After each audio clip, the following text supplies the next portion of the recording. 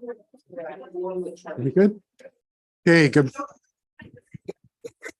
Good morning, everybody. I'd like to call the meeting to order at 9:32. And second order of business is approval of agenda. Any amendments, additions, deletions? Good morning. Just curious, I know last year when we did the organizational meeting and then we started doing our council committee, we didn't do chair and vice chair. So I was just wondering if that should be added today. Can we deal with that under 5.1?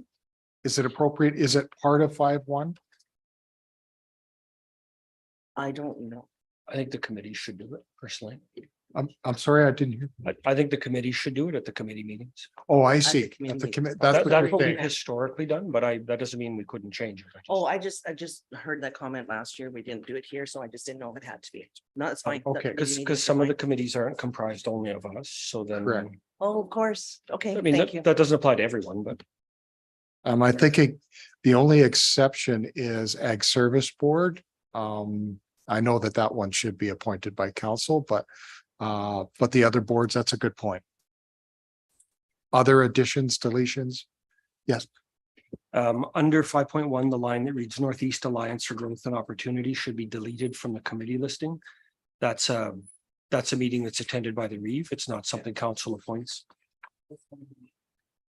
And secondly, under 7.1, I wanted to add policy 2011, which is the policy that requires us to set meal rates at the org meeting. So even though it's coming up in the council meeting, the policy is they get set here. So in that space, hopefully we'll move a motion to set meal rates and then we can make changes if we want in the council meeting, but that way we're lined up with our policy. 7.1, just because it says So- items added to the policy 2011 meal rates. meal rates. More? Thank you. All for the motion? Those against? Carried. Thank you. Third order of business, election of Reeve. Like to ask for a nomination for the position of Reeve. First point. Yeah, Councillor. Thank you. I'd like to nominate Councillor Hall for Reeve of Athabasca County. I feel Reeve Hall has been an excellent representative for Athabasca County, has promoted strong regional partnerships, and will continue to provide great leadership to our council as we continue to build upon the momentum that we've created over the past year. Thank you, Councillor Anderson. I'd like to ask for any second nominations for position of Reeve.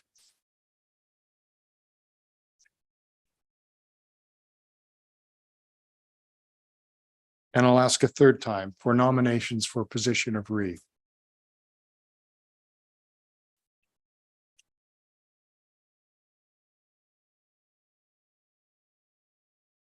Having heard none. Reeve Hall, you can take the position here. You're declared Reeve. Thank you.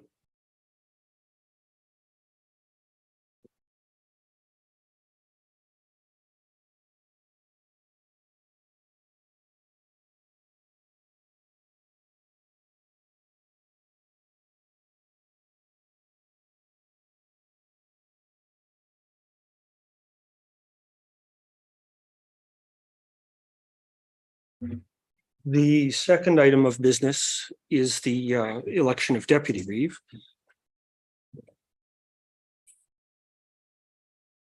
The floor is open to nominations for the position of Deputy. Councillor Kapitanek. I would like to nominate Councillor Ashton Anderson for the role of Deputy Reeve.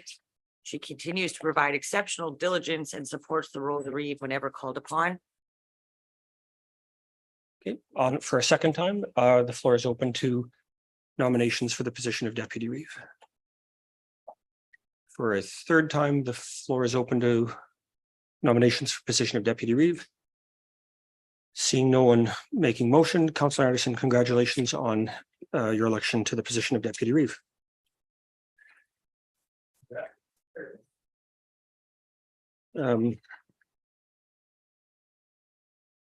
Please bear with me a second while I grab some.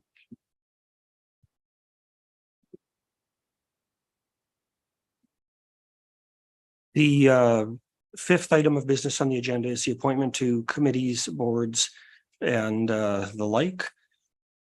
I think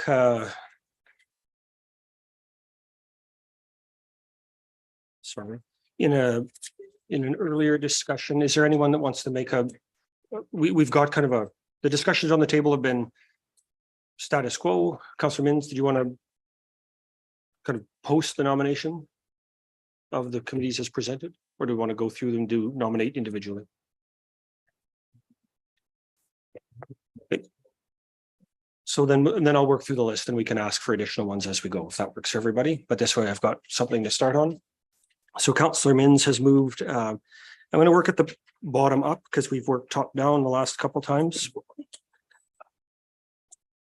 Water North Coalition, there is one seat and one alternate. The nominees are Councillor Cromwell as the main and Councillor Mins as the alternate. Are there any further nominations? Second time, are there any further nominations? And are there any further nominations? Seeing none, congratulations, Councillors Mins and Cromwell, on your election. Sorry, I'm just gonna.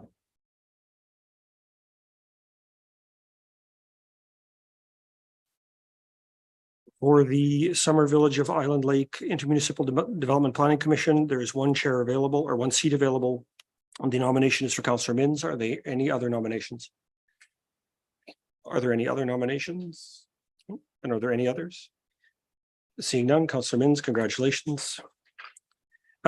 Colleagues, can I ask a question procedurally? Do you feel that if I call once and pause, that that's adequate? Is there any objection to that? Seeing none, that will adopt that procedure just to.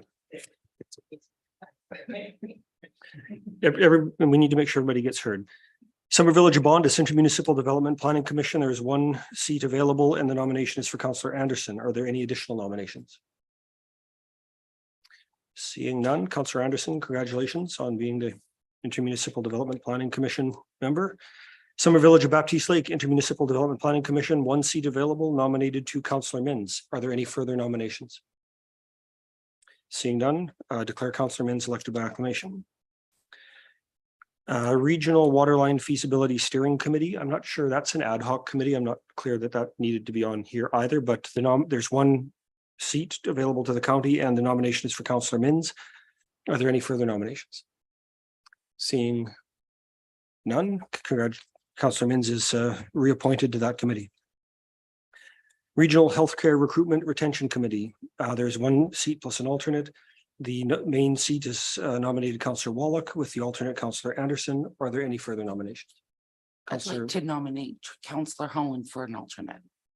Okay, so Councillor Holland, do you accept that nomination? Yes. So on the Regional Healthcare Recruitment and Retention Committee, we have Councillor Anderson and Councillor Holland nominated as the alternate, Councillor Wallach as the main. Are there any further nominations? Seeing none, would declare Councillor Wallach elected as the main member, and we will ask Ms. Blair to distribute ballots to elect the alternate. We need a ballot with one line. Oh, sorry. Do we want to do this by secret ballot or show of hands? Is there anyone that wants secret ballot? That's the real question. If the answer is no, given that Councillor Anderson nominated first, I will ask all those in favor of Councillor Anderson as the alternate on that board. 1, 2, 3, 4. All those in favor of Councillor Holland as the alternate. 2, 4, 5. Okay, Councillor Holland, congratulations. Councillor Holland has been elected. Regional Emergency Advisory Committee. There are 2 seats nominated. The nominees are Councillor Anderson and Councillor Hall. Are there any further nominations? Councillor Holland? I'm just curious about this one also being on the list. I thought that that was in policy that it was Reeve and Deputy Reeve positions. I Yeah, I don't think that needs to be here. thought that, felt that, but I didn't check. then I think the safest bet is to just leave it as is and not nominate anybody, and we've got it covered either here or there. And then maybe Ms. Blair could make a note, or the CO could make a note to just double check that for next year. Given that there seems to be no additional nominations, Regional Healthcare Advisory Committee, councillors Hall and Anderson are elected. Northern Lights Library Board, there is one seat available and the nominee is Councillor Chamzik. Are there any further nominations? Seeing none, Councillor Chamzik, congratulations, you are elected by acclamation to the Northern Lights Library. Joint Rec Committee has 2 chairs plus an alternate. The nominees are Councillors Kapitanek and Anderson, with Councillor Holland as the alternate. Are there any additional nominations? Councillor Anderson? Thank you. I'd like to nominate Reeve Hall for the alternate. Okay. Are there any further nominations? Seeing none, the acclamation of the 2 main chairs goes to Councillor Anderson and Kapitanek. And on the Joint Rec Committee, we need to vote on Councillor Holland or Councillor Hall. All those in favor of Councillor Holland? Councillor Holland, congratulations.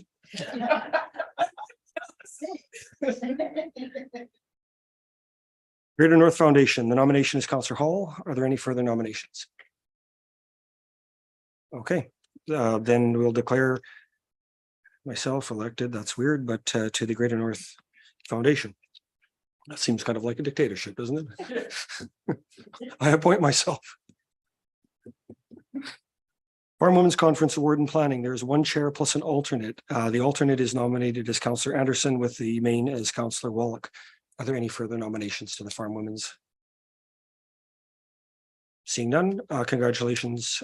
They declare Councillors Wallach and Anderson as chair, or not chair, the main member and the alternate respectively for the Farm Women's. FCSS, we have 2 chairs plus an alternate. The nominees are Councillor Gerlich and Councillor Chamzik, with Councillor Holland as the alternate. Are there any additional nominations? Seeing none, declare Councillors Gerlich and Chamzik as the main members and Councillor Holland as the alternate. County Library Board, we have 2 chairs and the members are Councillors Cromwell and Chamzik. Are there any additional nominations?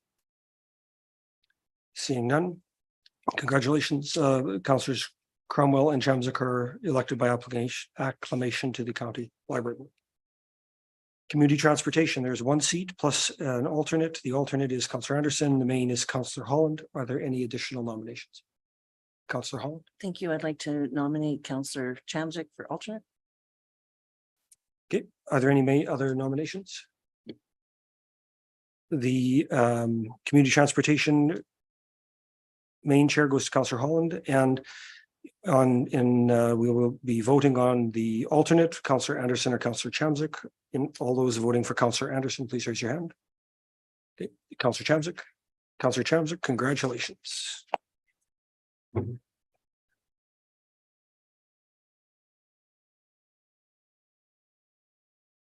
Community Futures is 1 plus an alternate. My understanding was Councillor Chamzik wanted to decline the nomination. Is that Yeah, correct? I would like to nominate Councillor Capitania, please. And Councillor Kapitanek. So we have Councillor Kapitanek as the main and Councillor Gerlich as the alternate. Are there any other nominations for Community Futures? Councillor Gerlich? I think Councillor Chamzik. Wish to remain on as alternate. Okay. Yeah. And you're declining? Okay, so Councillor Gerlich has declined the alternate's role. Councillor Chamzik would like, or has been nominated by Councillor Gerlich as the alternate. So on Community Futures, the nominees are Councillor Kapitanek as the main and Councillor Chamzik as the alternate. Are there any other nominations for that board? It's kind of like nominations. Okay, those are declared elected by acclamation. Community Education Committee, we have 1 plus an alternate. It says 1 plus an alternate, but we don't have an alternate on the list. I believe we removed the alternate. Yeah, I before.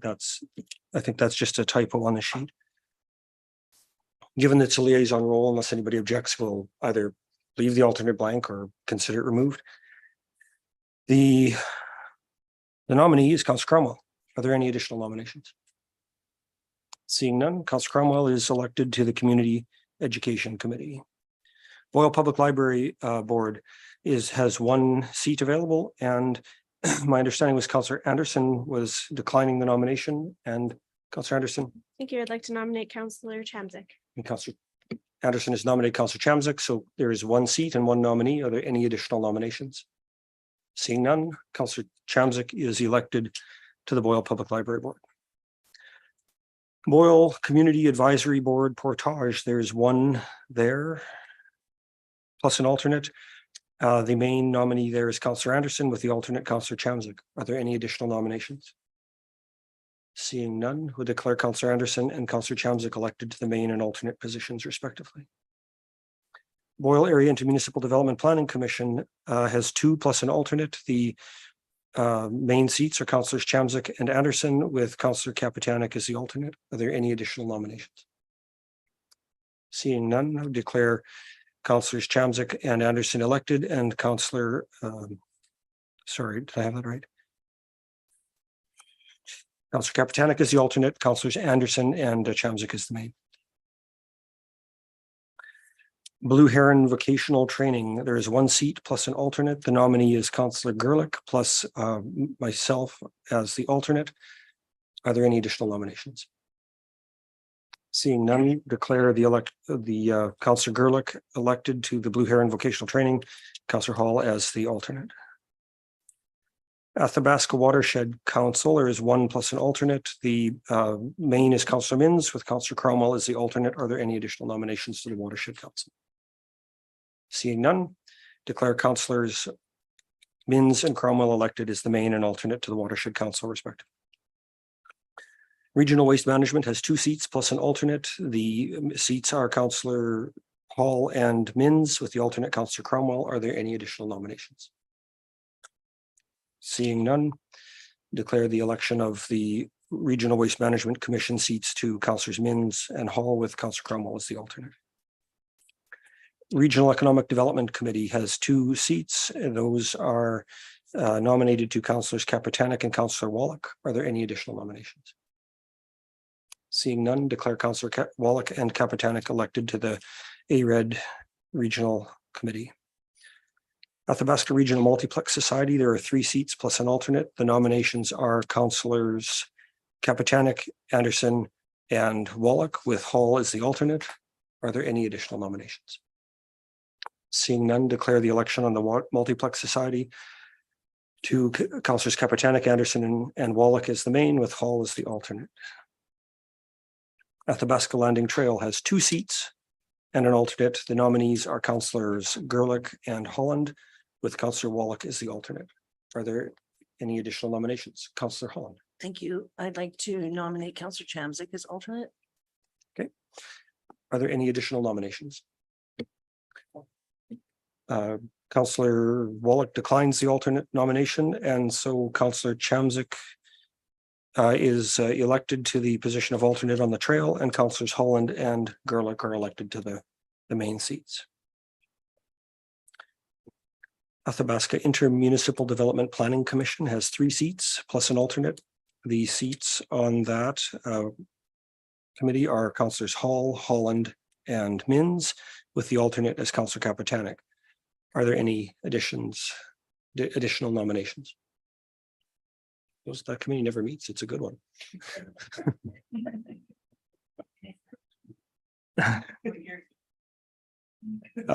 Okay, so the election of the chairs to the Intermunicipal Development Planning Commission goes to Councillors Minns, Holland, and Hall with Councillor Kapitanek as the alternate.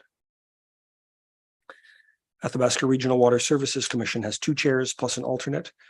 The nominations are Councillors Cromwell and Minns, and I think Hall was the alternate in last year, although it's not listed.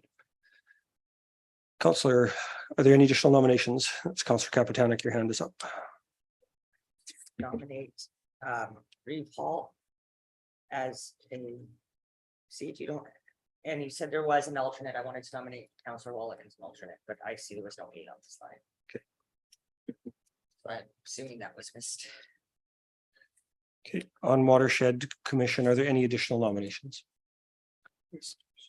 Oh, sorry, Water Services Commission. So the nominees are Counselor Hall, Counselor Cromwell, Counselor Mins. We'll have to have an election. We need a ballot with two signatures because that Would one you do like 4 and then and that two and an alternate. 2 and an alternate, like Yep. all at once? Would you do the alternate separate? Procedurally, do you want to vote separately on the alternate, a separate ballot? That probably put it makes all. sense. Yep, let's do that. So a ballot with, even if you don't have it, just do a separate 2-slot ballot for the a 1-slot ballot for the alternate and a 2-slot ballot for the main. Do we need a May ballot? I just ask a question? I want to be secret ballot.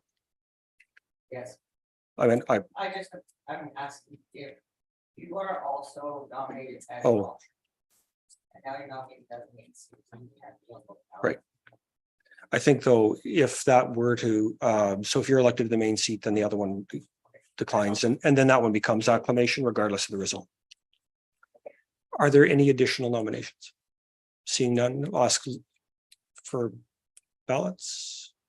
Do you want to see it? There's a vote. You've asked for secret. I have, yeah, Okay. because I think that's. So we need a 2-slot ballot and a 1-slot ballot. The 1-slot ballot is for the role of alternate, which may or may not be required, but vote on it anyway. If, depending on the results of the 2-slot ballot, they may not have to declare the results of the ballot. Yeah. Okay. That's how I can live with that process. Let's do. Yeah.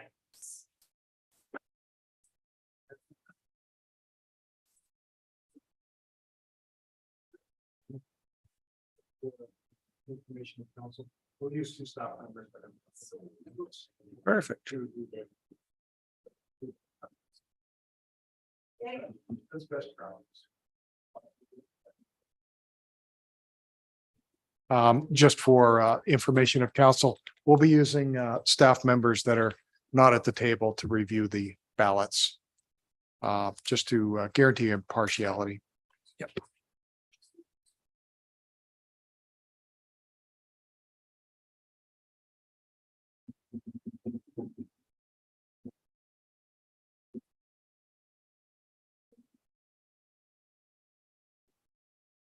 So as you're doing it, the nominations are count for the 2 main seats, Councillors Hall, Cromwell and Mins. Sorry, this needs to be we need a 2-space ballot, not a 1-space. Oh, I thought we were doing one.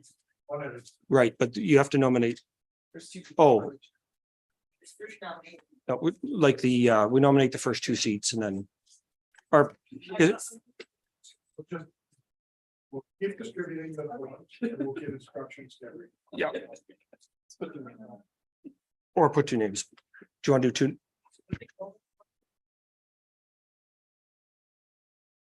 Historically, we voted for both at the same time on the ballots. Are we changing that?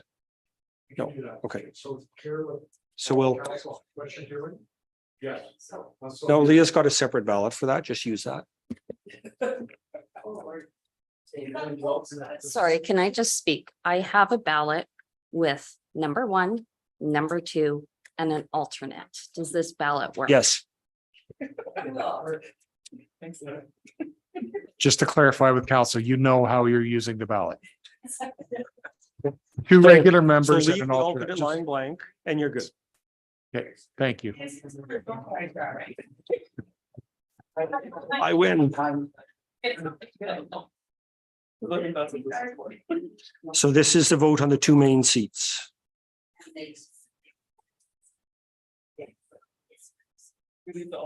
I would leave the alternate blank. The CAO's recommendation is leave the alternate blank. So on this ballot, you're only voting for the 2 main seats unless council wants to do something different. No, Mr. No, you Chairman, wanna we go all clarified, we're not doing that. We're gonna do all We're 3. using it as it's laid out, the 2 members plus the alternate, all on 1 ballot. Okay. Is that fair?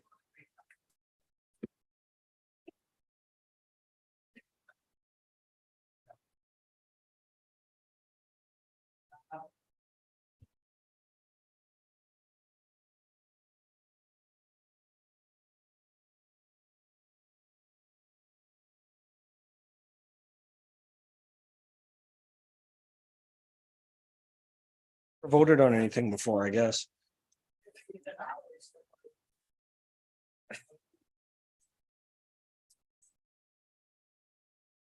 Yes, yes.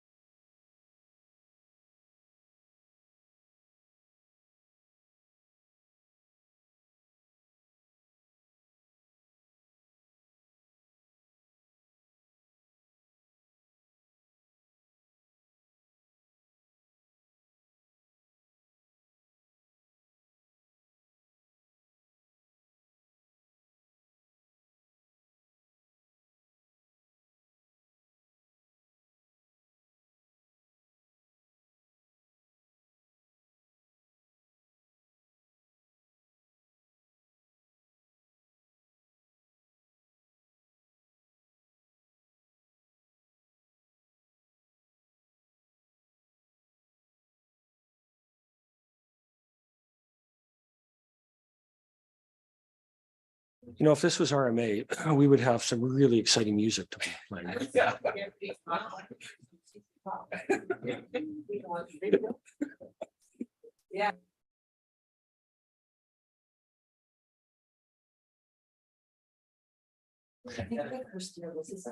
So just as a comparison at AM, they had live music where the guy sang and played.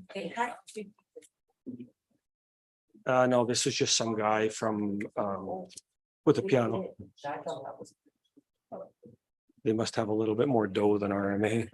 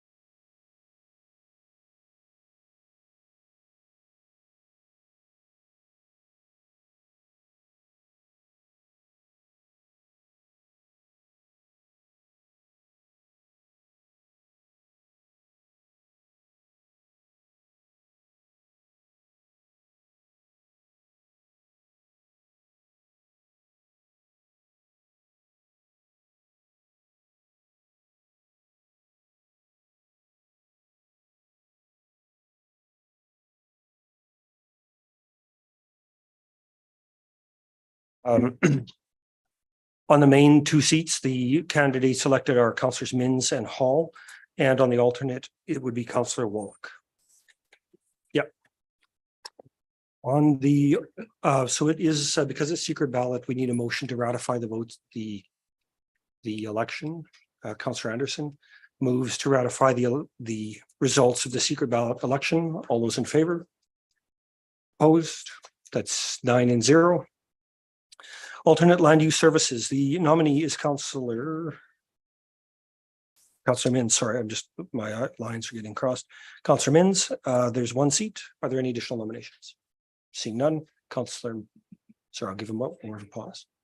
Councillor Mins is elected to the Alternate Land Use Services Committee. Alice Donahue Library Archives and Board. The one seat and the nominee is Councillor Chamzik. Are there any additional nominations? Seeing none, Councillor Chamzik is elected to the Alice Donahue Library Archives Board. Alberta Hub, the one seat, and Councillor Wallach has been nominated. Are there any additional nominees? Seeing none, Councillor Wallach is elected to Alberta Hub. And Alberta Ag Services Board. We have nominees for Councillors Gerlich, Chamzik, Mins, and Wallach. Are there any additional nominations? Seeing none, Ag Services Board has councillors elected to the Ag Services Board are Councillors Gerlich, Chamzik, Mins, and Wallach. There are no nominations for the Alberta Community Crime Prevention Association. Does anyone want to make a nomination? Or we want to leave it blank?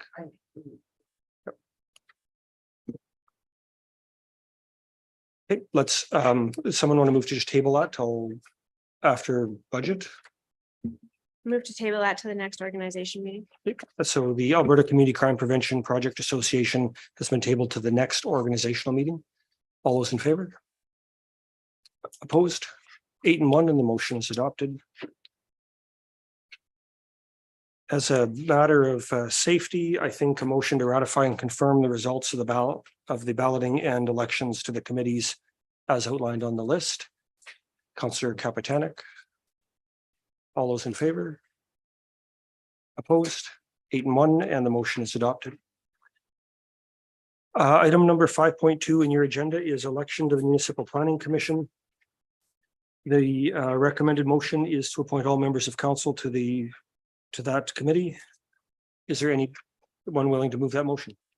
Councillor Chamzik has made a motion to appoint to the scrutineers. Thank you for coming, Lorraine and Tammy. Sorry. Councillor Chamzik has made a motion to appoint all members of council to the Municipal Planning Commission. Is there any discussion on that motion? Seeing none. Because you were laughing. On the adoption of the motion were you listening is what I was going to say. Always. On the adoption of the motion to appoint all members of council to the Municipal Planning Commission, all those in favor? That is carried 9-0.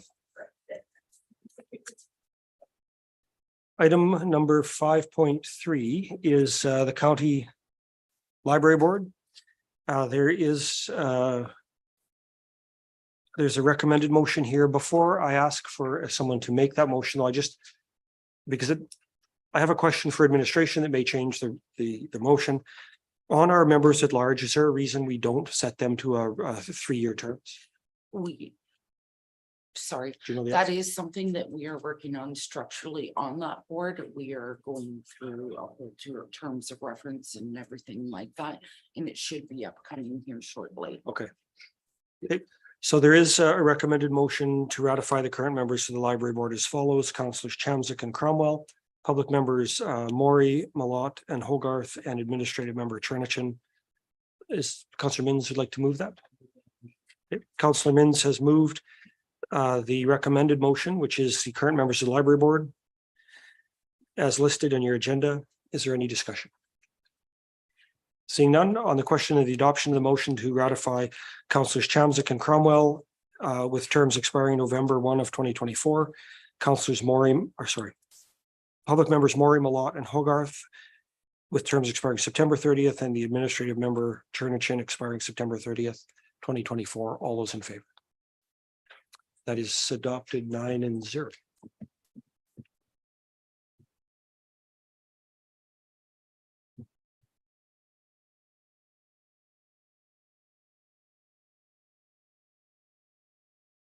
Meeting dates. In your agenda package, there is a list of recommended meeting dates. Is there anyone willing to move a motion to approve the proposed meeting date schedule? Counselor Cromwell, your hand was up. Yes, I would actually like some discussion on that. So let's move the motion and then discuss it. Or do you want to discuss it first? I would like to discuss it first. Given that, I think this is one that probably the simplest. The number of amendments that are possible if we start doing that, let's just go with the discussion first and move a motion. Counselor Cromwell, do you want to share your thoughts? Thank you. It's not an issue with the county council meetings, but I would like some discussion on, and I don't know if it will fit into this category, but actually scheduling regular policy and cow meetings as we do with other meetings on certain dates throughout the I year. propose to that's would be more properly handled in the council portion of our day under calendars. Because the requirement of the org meeting is to set council meeting dates. Unless there's wild disagreement on that. Counselor Wall. Just as a heads up, in January, the ASB conference is from the 22nd to the 24th in Lethbridge. So we probably won't make it back for the 25th. 24th, Lethbridge is a long way. Just calendar change. Yeah. We can probably push that in calendars. Yeah. And then we've got the regular schedule. The other bit that I saw with this is like looking at it and thinking sort of about how do we make less work for future councils? Next time we adjust our procedural bylaw, I'll try to remember to propose we automatically exclude the last meeting in December because it's always in it. We should just bake it into the rules. But Councillor Kapitanek said she was willing to move the motion to approve the proposed council meeting dates. Councillor Minns, discussion. I was just wondering, I see we have two less meeting, one less meeting in July and one less meeting in August. And what I noticed over the summer is that they're long meetings. The first one we go to, should we look at maybe doing two meetings in July and one meeting in August? And then that way, because that's way kind of the committees. They do less meetings in August. That's the way it worked last year. Or I guess this year. Less Well, it meetings in is, August. you know, the floor is open to discuss adding meetings in July.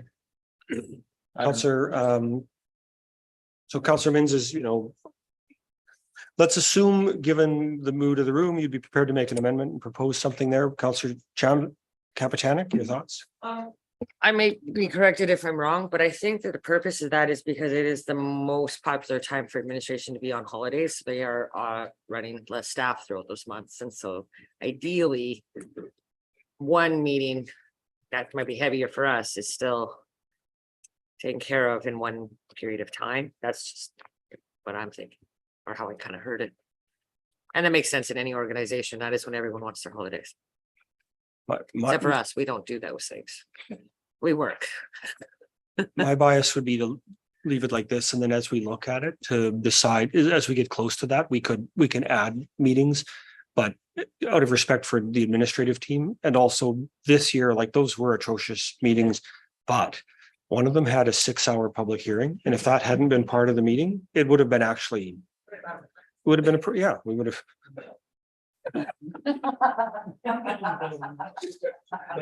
It would have been done by, 2 or 3 in the afternoon, and then it gives us time to, if we want, be flexible about, are we going to pack in additional committee meetings in that time or less, but anyway, that's my feeling. Other thoughts?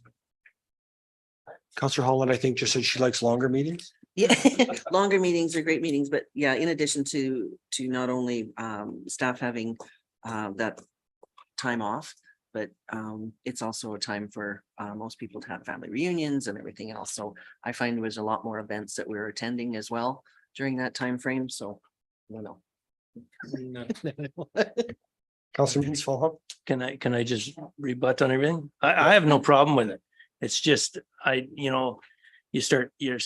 and I'm not picking on administration to say that you have to put in more work and stuff like that. I'm just looking at all of a sudden, we end up with 3 delegations and a bunch of stuff happening in this one meeting. And it's like, oh my Lord. And it's just a lot of information to take in one meeting. So that's the only reason I was looking at that. You know what? Hey, I'll take a day off too. I have no problem there.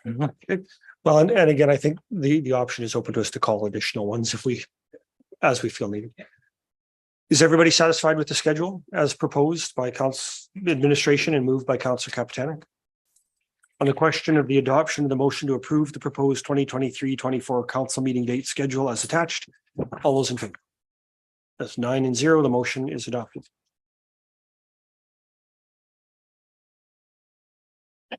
Um. 7.1 is policy 2011. I know there's no package for you on this one.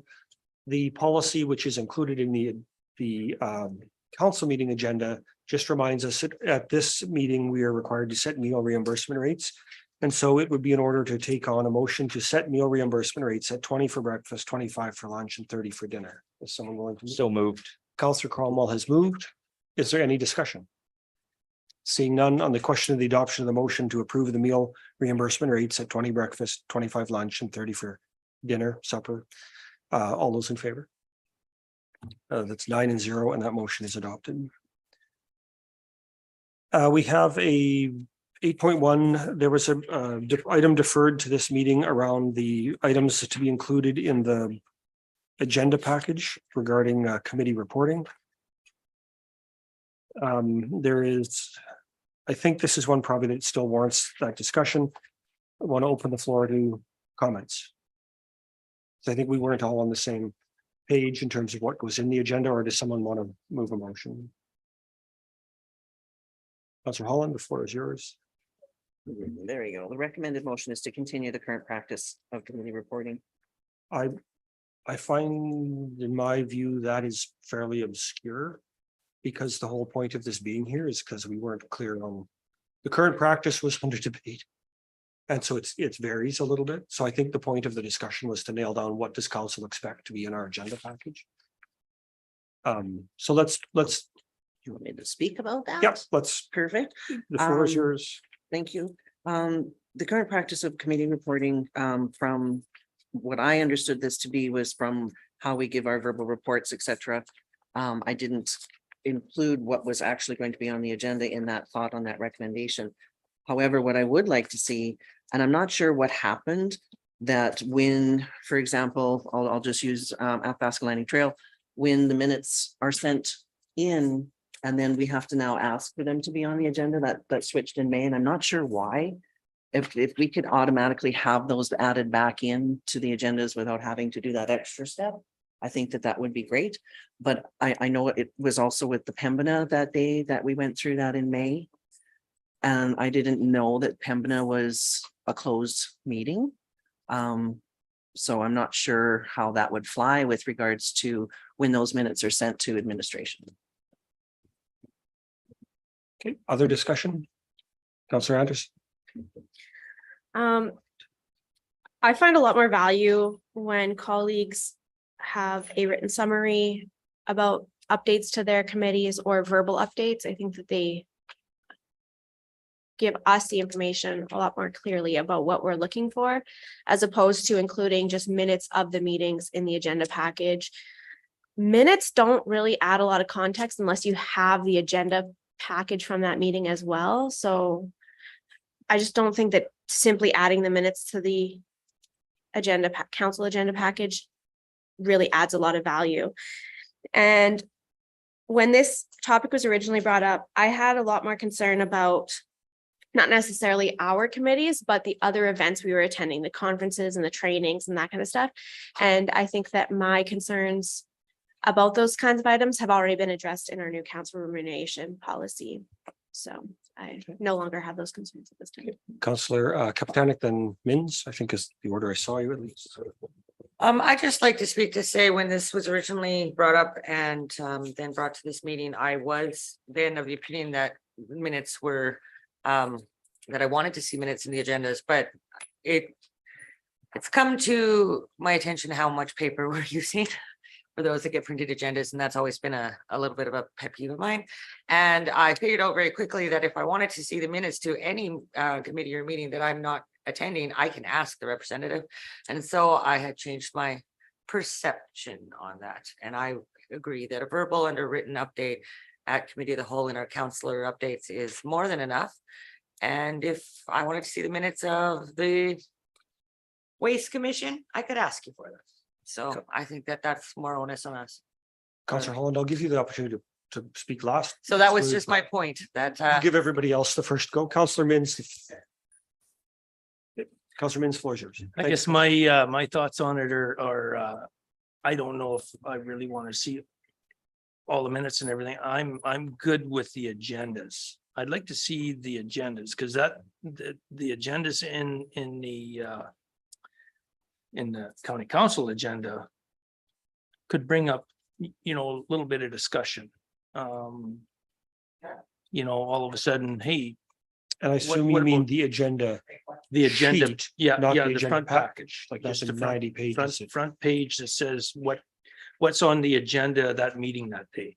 And then that could bring up some discussion on whatever's happened in that meeting. All of a sudden, you might want to, let's pick on the multiplex. Yeah, all of a sudden, hey, this is what we're talking about, and hey, what about this item? Minutes. The other thing is I think if we're getting too many, let's say we go with the minutes and everything and we're getting. I don't get a printed copy of the agenda, county council agenda. I run off the computer. But I think we could request that we don't get that put in our agenda that gets printed off. Just print my agenda and I think that the one time that I feel like the one time I did ask for that, it sounded like it actually created almost more work than just hitting print and going and getting it later. yeah. Well, then let's go back to the agenda copies. Others who haven't spoken, Councilor Gerlich. I mean, for me personally, I think I read every page that comes in the agenda generally, except the flyers about, the courses that are going on, because most of those are gone, over by the time we get them. I would find more value in a 2-paragraph written summary that goes into the package, or a good verbal report, than having any of that paper put in. And I think, specifically for me, we want to be careful about becoming, where the county is not the repository of minutes and agendas and data from other organizations. Our own committees have their own agendas. We have places where we store that, so it doesn't need to be duplicated in a council agenda. And the council agenda for me is an inappropriate place to have other organizations' full packages, but because I'd rather just have a summary from the rep, because I think I get more out of that when I hear, on trails what Councilor Holland reports on them doing versus reading the little bit that comes out of it. Councilor Chepson. So what about some of the liaison positions and stuff? If you are not in attendance of that meeting, usually those minutes are very short in their entirety anyways to enter them. Do you foresee that as being an issue? And then thinking about FCSS with confidentiality, so on, so forth, just the verbal summary would suffice. I mean, it's up. I mean, that's the discussion is here to get the collective feedback on it. I like the verbal one because then you can give us. For me, it's the highlights. I don't want the deep, I don't want all the details. So let's go back to Councilor Holland, and then we should make a decision on what we want to do. Thank you so much. I'm hearing around the table and I think all the points that have been made are really good. The one concern though that I do have is in the agendas are not just for councillors. They're also for the public. So the public then misses out on seeing some of that information. And I'm very much a proponent of making sure that the public has access as easily as possible. But on the other hand, if, I understand totally about the paper, I'm guilty, I'm old school, I need to have that paper in front of me. Maybe we can look at a link to where those minutes are held. And maybe that's the easier, quicker way. I'm not really sure. Maybe not. But it's something to consider. I know that, for example, the Retention and Health Committee, I think, is an amazing committee. I think it has a lot of good information, but to try and find the minutes is near impossible. So maybe if we could, but I mean, maybe we could bring that onto our website to have those minutes there so that we have availability to our public, that they can see what's happening. They can see some of these other different committees. So I'm all about the access and the ease of access. And so that's where I'm at with regards to adding the agenda is a great idea because it gives you the meat, and then the potatoes, you've got the minutes. So either or, but as long as we have ease of access for our public is my main concern there, as well as some of these other committees, like you mentioned, they're not done through our council, they're held somewhere else. So we should be able to have those links to those websites to where those are posted on our website so that people can find them as well. So that's my main concern with that. How we go about it is a different ball of wax. It seems like, in part, the concern you're addressing relates to the other organizations aren't doing a good job at making the minutes accessible. And perhaps that's one of the paths that we should look at as a group, is encouraging them to make sure their minutes are accessible. If we, are at the spot where we think, is it really our responsibility to make sure a third party organization's minutes are publicly available? I'll stay with no, it's not our job. But as a member of that committee, we should be advocating to say, we've got to get our minutes in a place where they are available and accessible. And I had the pleasure of attending a town council meeting a couple of weeks ago. I've shared that with you, I think, at Committee of the Whole. And, their agenda package, they're what I noticed in there is, their counselors will write up a short write-up of just, I was at this meeting and here are the main things we covered and that I want to convey, and that goes in. And I found that actually fairly useful and better than seeing any minutes of anything that I've seen. So now, as a group, what direction do we want to go? Councillor Minns? Could I make a motion? Do we have a motion on? Councillor Holland has one. I haven't repeated it. It on its own doesn't really stand on its own. Are you willing to smoke it? Could I make a motion that states that for, I don't know if it's a certain timeline or if we want to go for a year, that all front pages of the agenda packages for the committees be placed on the county council agenda at the first or second meeting, and just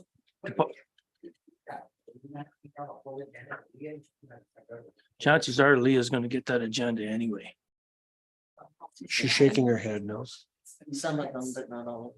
Well, how hard is that? To say, hey, I do it periodically, that actually just about every month. I email administration and our admin support here that can you put and ask for the front page of the agenda to be put on in the manager's report. I don't see that being a big problem, just due to the fact that then, like I said, all of a sudden it just brings up, hey, what about this? Like, I've never seen anything on the doctor recruitment retention meetings. I haven't seen, there's been nothing. I haven't seen hardly anything on the multiplex. I know I can jump into the websites and look at that, but you know what, it'd be nice to see it on the agenda. Oh, no, verbal reports, but it's nice to see what verbal reports. Would it be better, Councillor, to ask everybody to provide a brief written report then? No, No, you just want the agenda? No, because sometimes you don't need to provide a verbal report sometimes, but just putting what you were discussing at that meeting, at that committee meeting, I don't see any problem with putting that front page on there to say we're exactly like this meeting. Call to order. So Councillor Minns has made a motion that the main the agenda page of committee meetings, of committee agendas be included in the council agenda and that it be understood to exclude the agenda package. Right. Is that a, Yeah, just front page. so that that the front pages of committee Front page. agendas be included in the council agenda and that the direction is understood to exclude the committee agenda package. Councillor Holland? I like the idea because of course it does explain the agenda, what is being discussed. I'm wondering though, if that's something up to each member of whatever committee and board that they're on, that they're able to send that to administration for them to add rather than administration trying to figure it all out, that each counselor fire that out. I mean, you take that PDF, you just save it as one page and away you go. You don't have to send the whole PDF. So I do like the idea. Again, it's any information that we can get out there. I noticed as you mentioned, the doctor recruitment, the town, you can access the minutes, but you have to ask the town. They don't have it on their website either. So it makes it really tricky. And those minutes, I don't know if anybody's really taken time to sit down and read those, but they're awesome. They explain so much and our community really needs to read those and see what's going on there because it's such an important thing on everybody's radar. When you move to a community, what are they doing for healthcare? So I just think that one in particular really needs to be bolstered, but I like your idea. So the motion is to direct, that council wants to include all front pages of committee agendas, excluding the agenda package, in the county council agenda. Okay. Yep. How do you, The mechanics of doing it, I think, can be Yeah. up to them to sort out. okay. Whether they get the committee Like, we members got to two send it in. people on a committee and we're all firing emails, the same emails to Leah. Like, it's gonna be a lot of emails. They'll figure it is all out. I'm I think- saying. No, we don't. Is there any other discussion to keep the meeting moving? Because I've heard already once, we don't like really long days.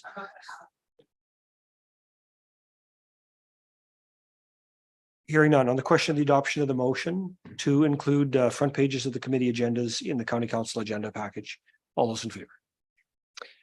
Opposed? Uh-oh. Okay, that's 4 and 5. That's defeated. Is there any other direction you want to provide to admin? Okay, so let's wrap up with 8.2. It's in order to receive a motion to authorize and direct administration to destroy the ballots for any elections that have occurred today and appointments to committees. Someone willing to move that? Councillor Gerlich. Councillor Gerlich has moved that we direct administration to destroy ballots for the election to committees. All those in favor? And the motion is adopted. The organizational meeting is adjourned. Shall we take 10 minutes? Could I just ask Oh. one question kind of to do with organization? Yeah, before we adjourn? Okay, so we now have a committee for the ASB, and it has 3 members at large. Yep. And with the appointment, we had a 1-year appointment, 2-year appointment, 3-year appointment. So now after it's been in existence for the 1 year, first 1-year appointment has served 1 year. And so now they're suggesting that we go for another 1-year period. Who's suggesting that? That was what was suggested at the. I think the terms are, I mean, as I remember them when they were set up, it was in order to get into a rolling 3-year. The first time period had a 1, 2, and a 3. And then the next time period after that, everything became a 3. So that there's a new member every year. But if the terms of reference aren't recorded that way, we should amend that immediately. Because the whole purpose of it was everybody was on a 3-year rotation, but you didn't want all 3 doing the same year. So as a result of where it's going right now, next year there would be 2 openings. I think that's a problem with the terms of reference. Let's look at bringing that to the November 14th council meeting for fixing. It's been bugging me and I just didn't want it to get lost. Is everybody else okay with that? Okay, so we'll adjourn 10 minutes. Let's come back at 20 minutes before 11.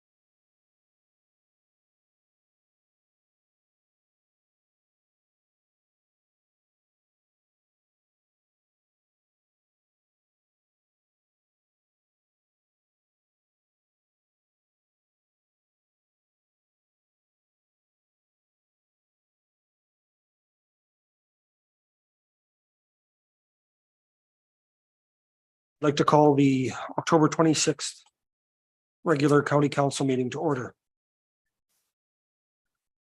Only an hour and 10 minutes behind schedule. And worth every minute, of course. First item of business is the approval of the agenda. Are there, in terms of items, are items that must be discussed? Item number 4.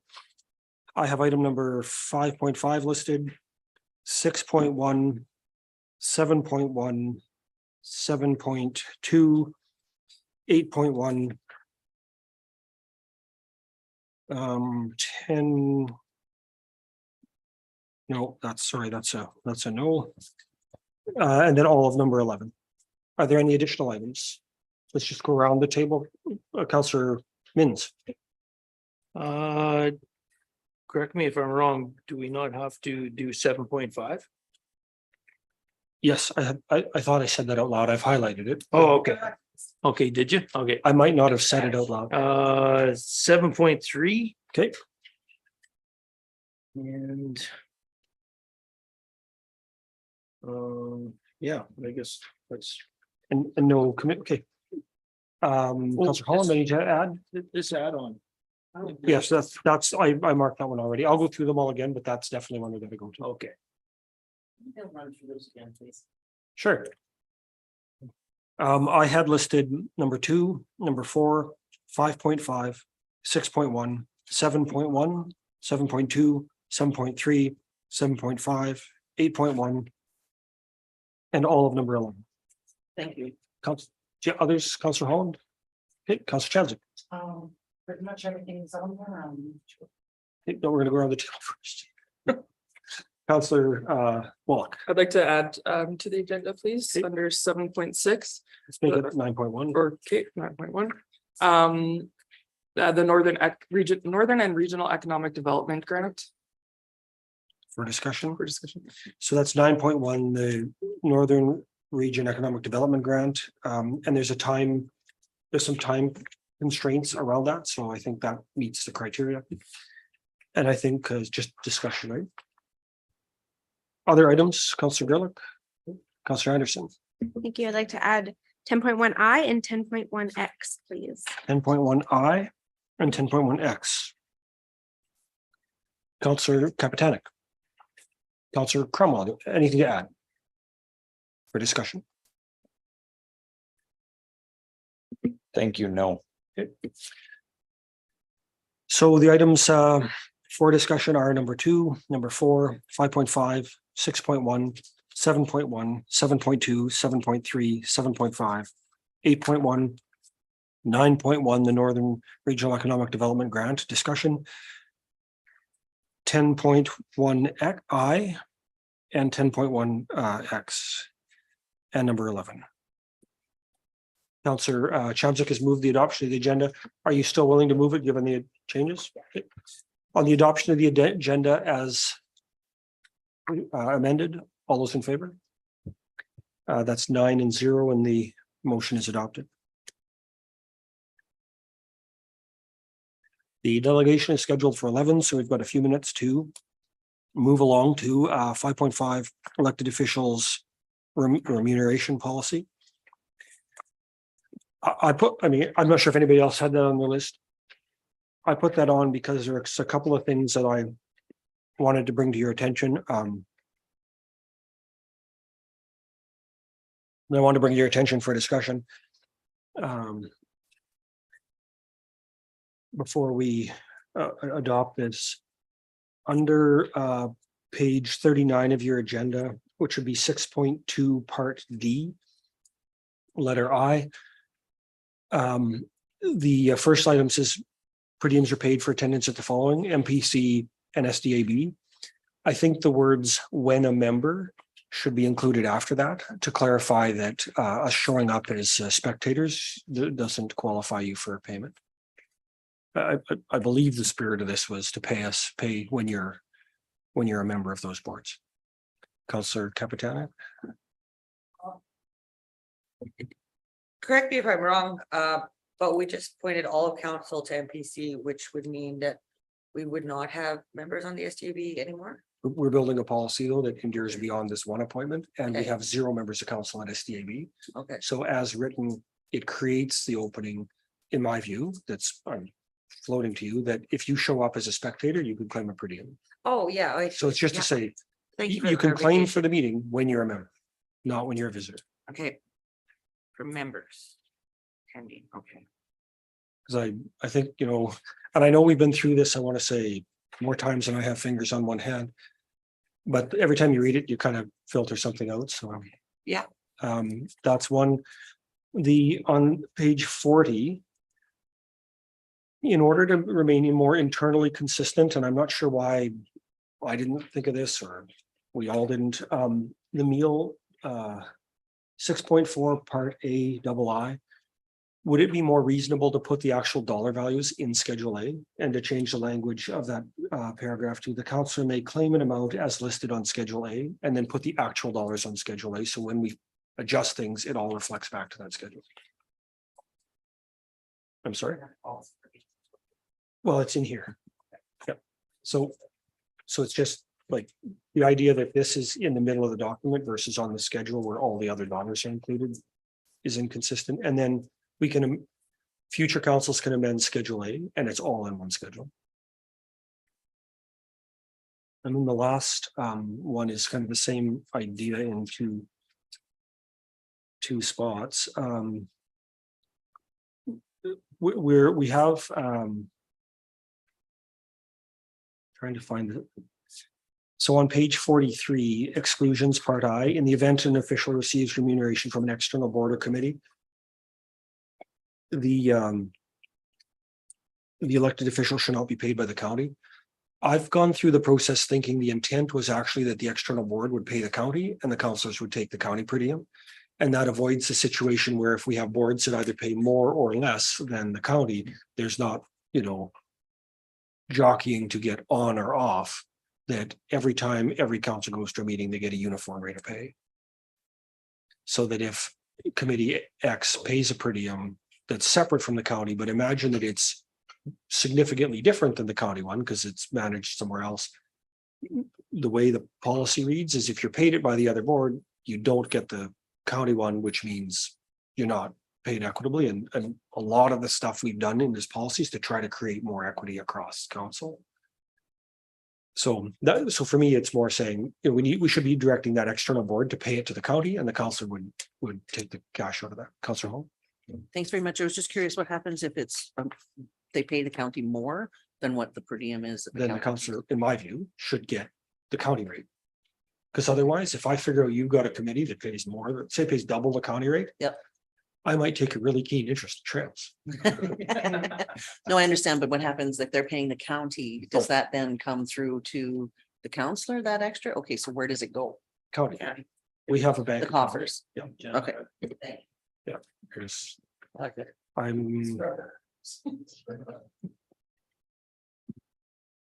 Yeah, so that's under part G, and there's another reference to that somewhere else that I can't. Page 39, part D, XI or 11. Per diems are paid by an external organization. No per diems are paid by the official to Athabasca County. So it referenced in those 2 points. And so I think from our discussions, my thought is it's not your intention to create that situation. That the intention is to have the per diems go to the county and the county councillors get paid the county per diem. So those are the 3 things I can't picked up that I thought you might want to consider.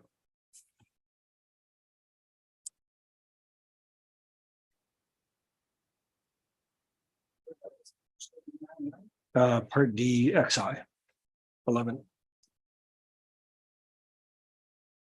CAO. Mr. Chairman, could we clarify the wording that we would like to change on that section? Yeah, if you want to pass it today, we should clarify the wording. If you want to pick it forward to the next meeting to have admin come up with the wording. So what if XI just said if per diems are paid by external organizations, they should be directed to the county. Yeah. So if I may. It'll read if per diems are paid by external no, per diems are paid by external organizations to Athabasca County, period. No per diems will be paid to the elected official by Athabasca County, but we have to scrap that, right? So you're on page 39, right? Yep. If per diems are paid by external organizations, they should be directed to Athabasca County. Delete the words, no per diems will be paid to Okay. the elected official. Yep. Is that Yep. sufficiently clear from an administrative point of view, CAO? Is the rest of council on track with an amendment like that? Does everybody, are we all okay with part DI, the adding the 3 words when a member? Would there be any objection to that? Councillor Anderson? When acting as an appointed member. So to add the words when acting as an appointed member?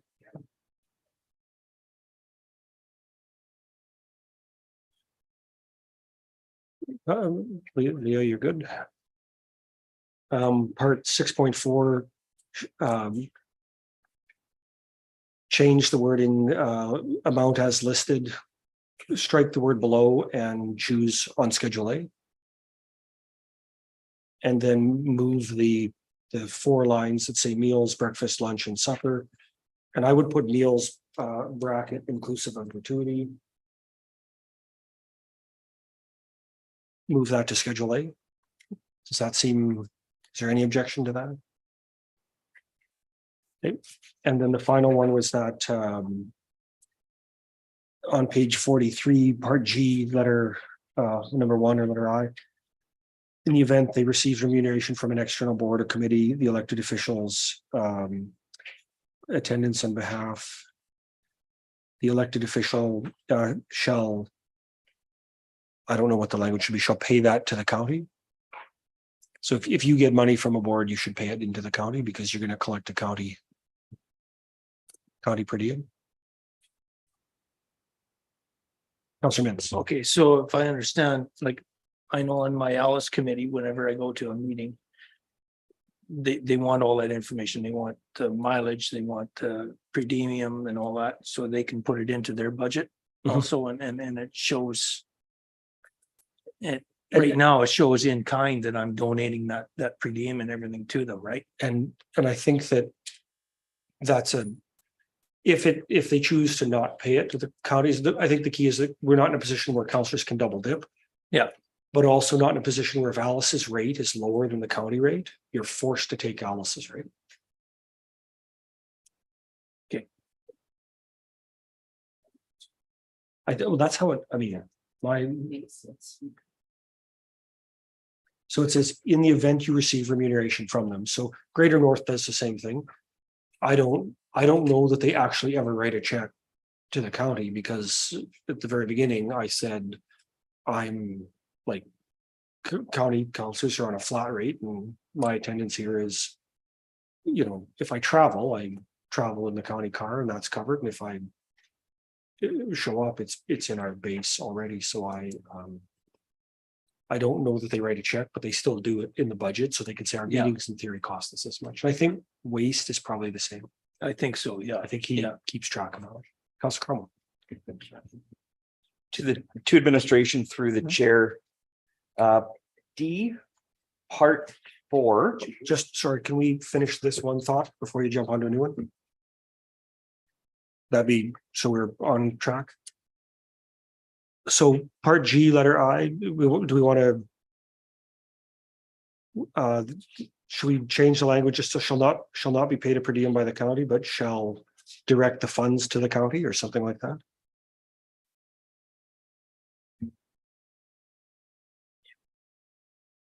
Councillor Anderson. From the comment, from the comma where it says the elected official shall not be paid a per diem by the county. I'd recommend that we amend that portion of the sentence to say the fund shall be directed to the county. Okay.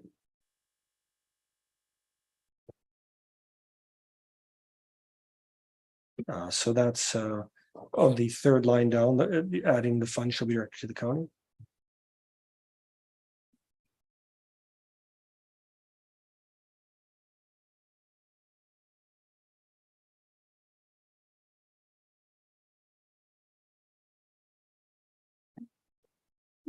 If I may massage. Yeah, just a little bit. on that one. and then Instead of using funds, can we use the per diem so there's no confusion?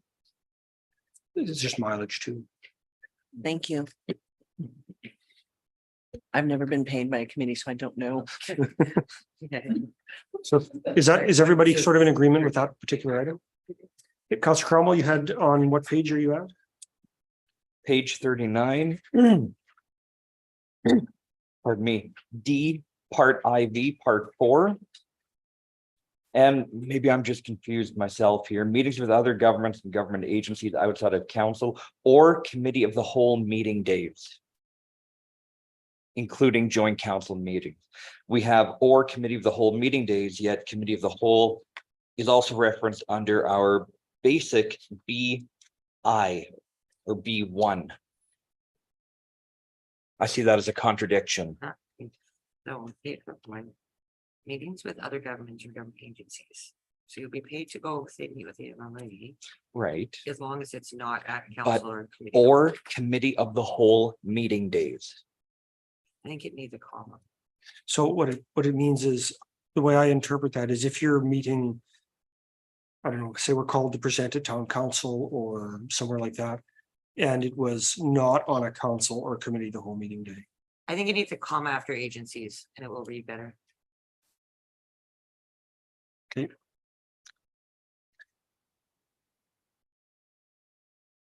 It still doesn't make sense to me, but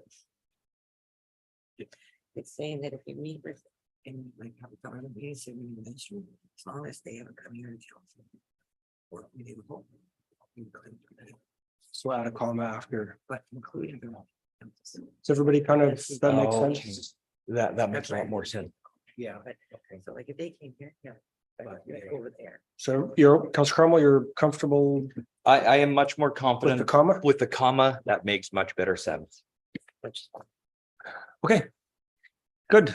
Councillor Anderson, other thoughts? Oh, sure.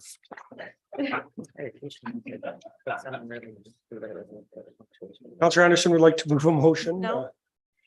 To rescind policy 2010, council remuneration, and further to adopt policy 2009, elected officials remuneration and expenses as amended, effective January 1st, 2024.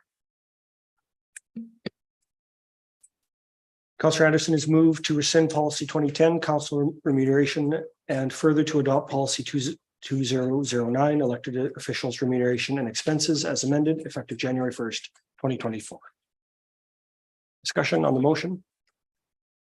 It's been a long time getting here. All those in, okay, on the question of the adoption of the motion, all those in favor? It is 9-0. Motion is adopted. Is our delegation here? Oh, okay. Let's take 30 seconds. I'll grab a glass of water and we'll invite delegation in. That was a long process, folks. Take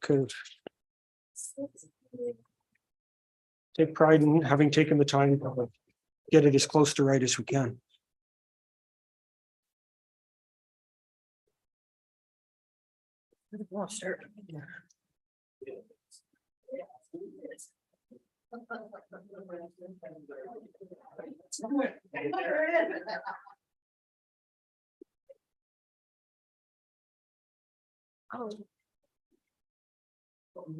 Someone want a glass of water and we'll buy.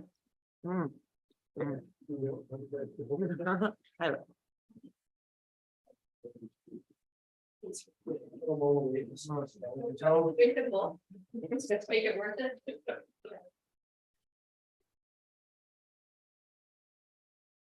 Welcome, Laurie. It's nice to have you here. Our normal practice at the county is we'll introduce the council. And then we'll go around the table this way. When it gets to you, you can introduce yourself and the floor is yours. But thanks for taking the time to join us and share these ideas. On your right, we have our CAO, Mr. Bob Beck, recording secretary, Ms. Blair, communications and tech wizard, Mr. Schenkelberg, and Councilor Mins. Rob Mins, Division 8, Baptiste Lake Island Lake area. Good morning, and I'm Tracy Holland. Thank you for being here and welcome. I represent Division 5, which is east of Athabasca, so Jackfish Packs and Amber Valley areas. Welcome, Kelly Chamzik, Division 7, Grassland, Atmore, Prospita areas. Good morning, Camille Wallach, Division 9, north of the river. You know me. Good morning, Joe. Good morning, Joe Gerlach, elected in Division 1, which is the Rochester Perryville area in the southern part of the county. Good morning, Ashton Anderson. I reside in the east side of the county in the Castle Boyle area.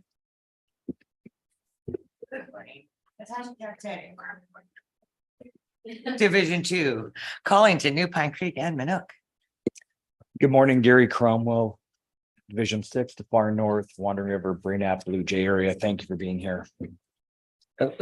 So the one thing, because our meetings are live streamed and recorded, we'll have to get you to push the button on the microphone to speak, and then the floor is yours. Thank you again for being here. Thank you. Thanks, Reeve Hall and counselors. It's nice to meet you all today and be greeted by you all. My package has been in with your council package. So I'll just kind of jump in and give you some highlights there. Basically, I'm a citizen of the community. I live here, and I had an idea. So that's why I'm here. I was at town council last week and they advised that maybe I come and see you and talk about this idea as well. So basically it's a proposal to invest in a professional position that basically keeps our community tended to, vibrant, and appealing to those who already live here, and also to benefit those who might be interested in living here or just passing through. The idea came from a convergence of moments. I'm also a member of the Athabasca Northern Nordic Ski Club, Ski and Mountain Bike Club. We're talking at the moment, maybe you've heard about enhancing the trails that we have in the Muskeg Creek. So it was in one of those meetings where we were talking about adding mountain bike trails to those trails, where we were talking about who else is in the community, who else uses the trails, who else raises money literally for enhancements in our community, and how do we access them? And we were all kind of like, people who have kids, maybe who are in other groups or people who are in service clubs. But in that moment, we were all kind of wondering who else does this sort of work in our community. And to be honest, that was right around the time that AU was getting a lot of press, you might remember a couple of years ago, about dispersing the workplace and not having people live here. So that felt, a tiny bit personal. Why would people be leaving our community? But also, it felt a little bit unstable. And also, knowing that people can live and work anywhere, why wouldn't we be encouraging them to come and live and work here? So why wouldn't we strategize to build or support the package of attractions that we have here within this community? And by community, I do mean the surrounding areas as well, people who use Athabasca for their primary services, but might live in the county and outlying areas. I don't need to tell you, but I will. We have more affordable real estate than the cities. Look around us. I just looked out your window here. I think you've got the most beautiful view in town of the river. Our natural attractions. One couldn't build that if one were building a community. We have a collection of societies, clubs, programs, and services here that some maybe are unique, like the snowmobile club and like the hunting club, like our ski club. Our trails are incredible out here. So why wouldn't we start to think about that and start to enhance that, to both give back to people who live in the community and literally tell them what we're doing, because I think sometimes we don't even know, and also to attract people from outside who might want to come live here. So that said, this position is looking toward growth in quality of life. So also growth, which I know is something that the Regional Economic Development Committee works at, but kind of a different angle. I see the economic development position as being one of potentially quantitative growth. How do we build? How do our businesses make more money? How do we get more people into our community? We look to jobs to draw people here, but what about the rest of their lives? So if someone were choosing between a job in, say, who knows, Drayton Valley, Smoky Lake, and a job here, why would they choose us? I think we all know why, but how do we present that in a way that both keeps people here, but also attracts people here? I guess I'm asking you to consider the possibility of having one person on staff, and maybe that's joint staff, maybe that's a town county kind of position that's in charge of all things social, recreational, and community-based. So they'd be tasked with, at the very least, knowing which societies and clubs and services operate within the district and when they run events. Running alongside that, we've heard, and maybe I'm looking at you around the room, that our volunteers are tired. Our volunteers are aging. An idea with this sort of position is that maybe it can sort of save volunteers some of their steps. Maybe it can also be a role that starts to recruit volunteers or see synergies among what volunteers are doing, say in one club or service group and another, and start to bridge that. Maybe there's communication across the groups that can happen because of a centralized position like this one.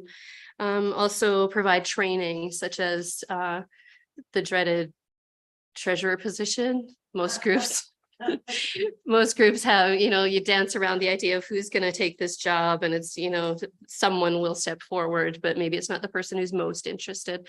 So possibly, who knows, a position like this could look to the groups and maybe identify people who are really good at it, who love that treasurer position and can do it for a couple of groups, something like a very specific example like that.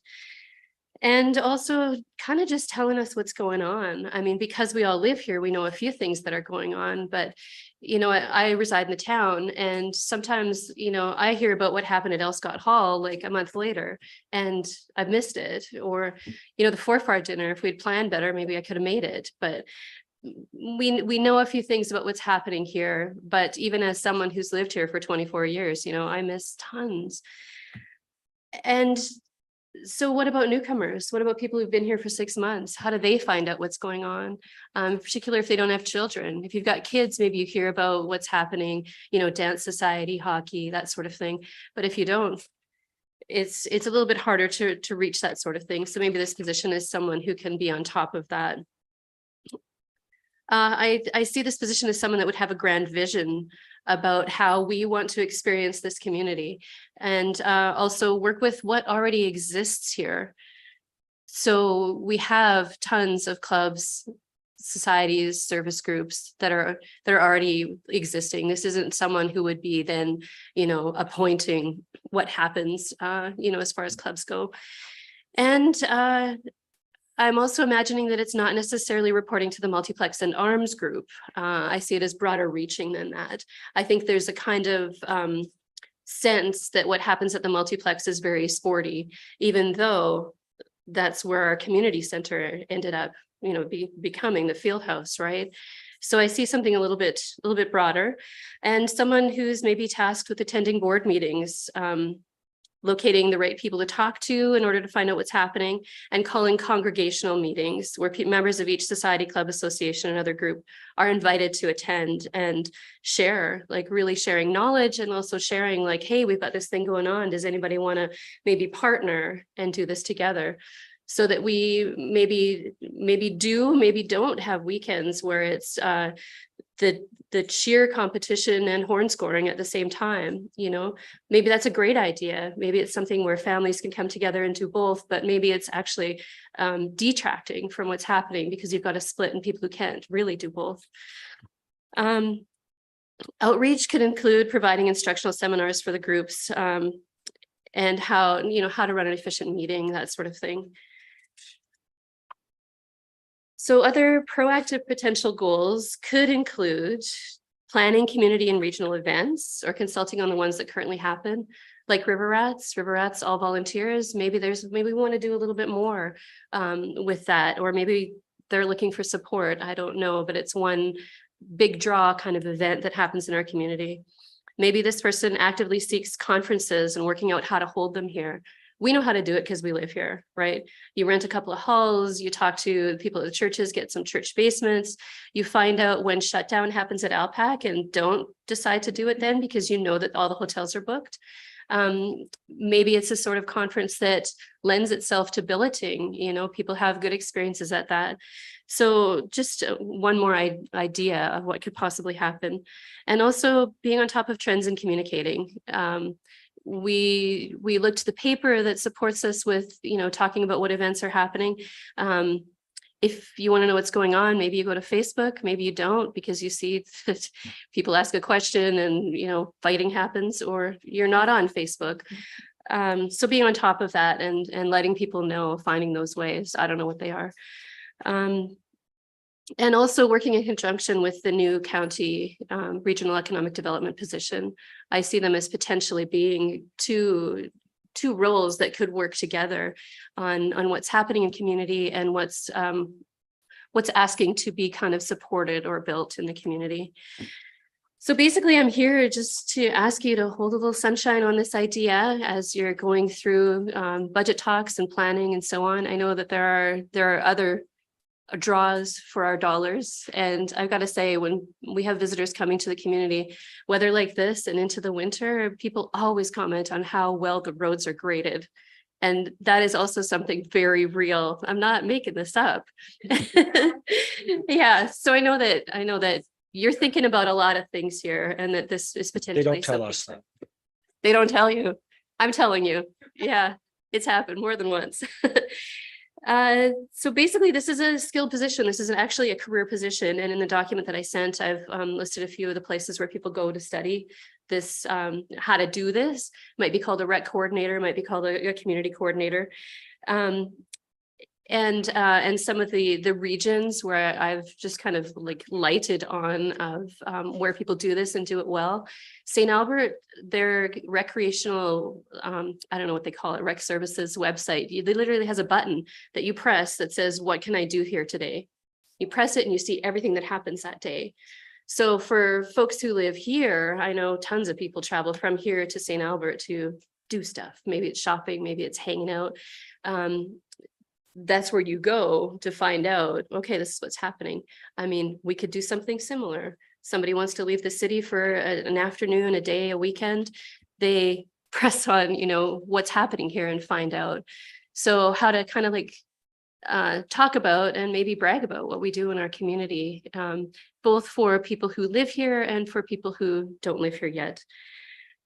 So I'm asking you to look at the document and beyond for job descriptions and kind of performance and programs that teach the skills, and to consider how this might fit with your vision and cooperation with the town. So I understand that it's a little bit harder to put numbers on, and we could potentially do that, numbers about what well-being and wellness does for individuals, families, and communities, and how that maybe fits with how we vision growth as seen in the intermunicipal development plan and in other plans about how we view growth in our community. So this role is looking to growth in a sort of expansive well-being, literally keep people here kind of way.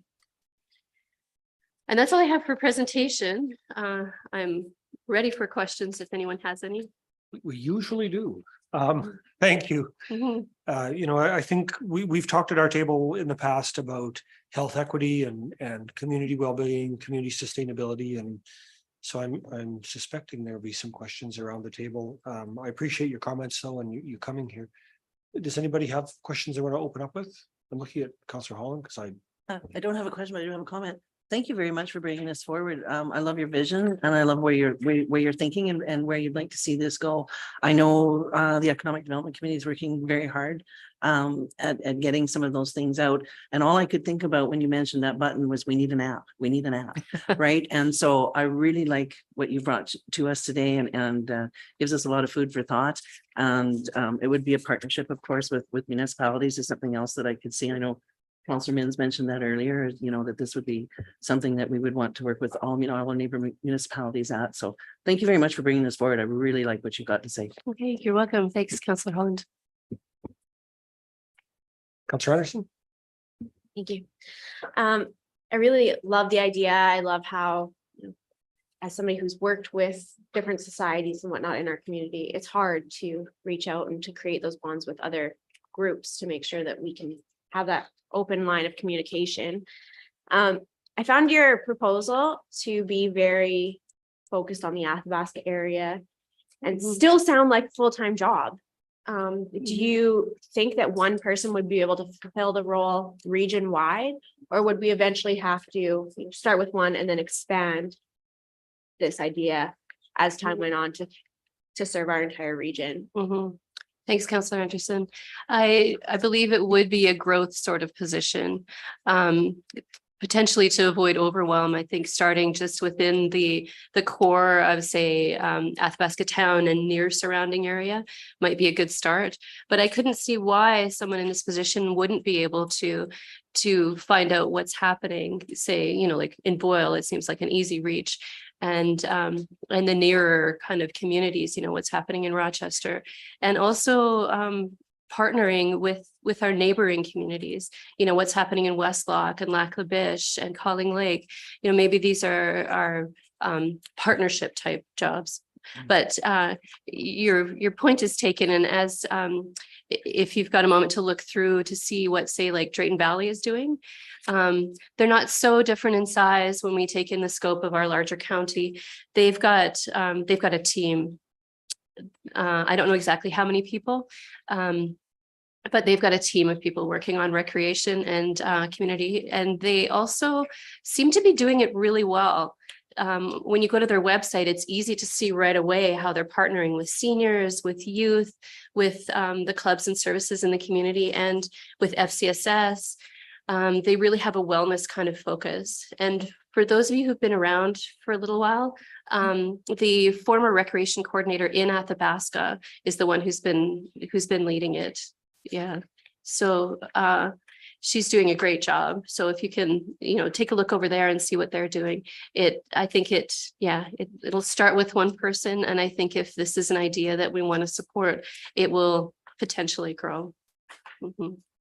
Councillor Wallach and then Councillor Chancer. Yes, I've actually experienced the Drayton Valley stuff, and they've done really well. We laughed at your the treasurer's comment because we literally were talking about this morning with our groups, and there is a lot of opportunity to collaborate with other societies and whatnot. But I think it's just having that center person to move forward. So I like the idea. I think it would be a great benefit for the community. Thanks, Councillor Waller. Councillor Champion.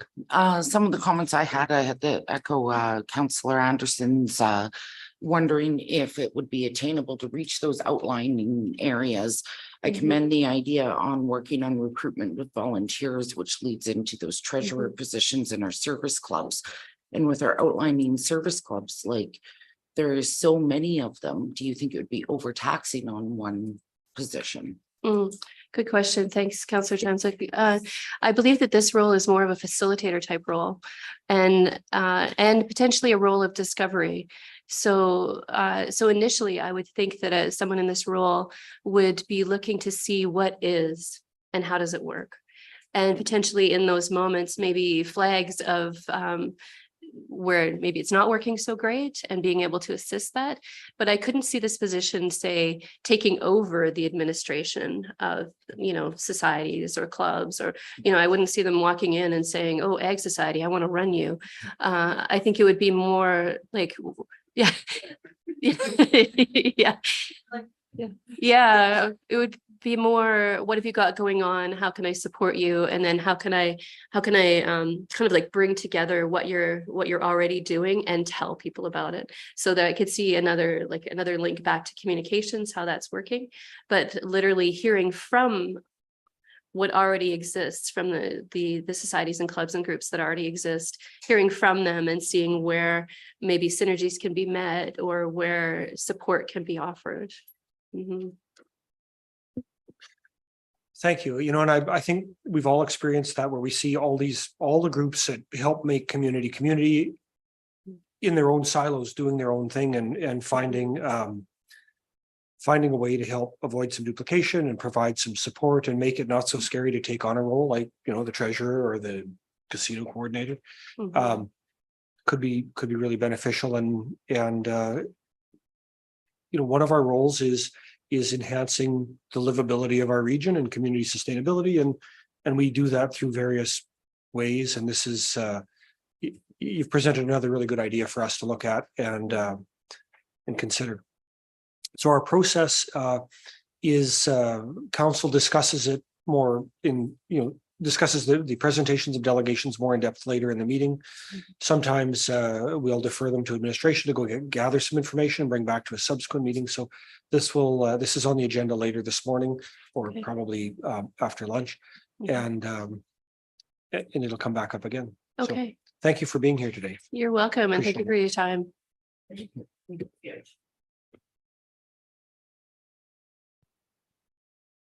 Chair, can we take a quick 5, please? Let's break till 11:30.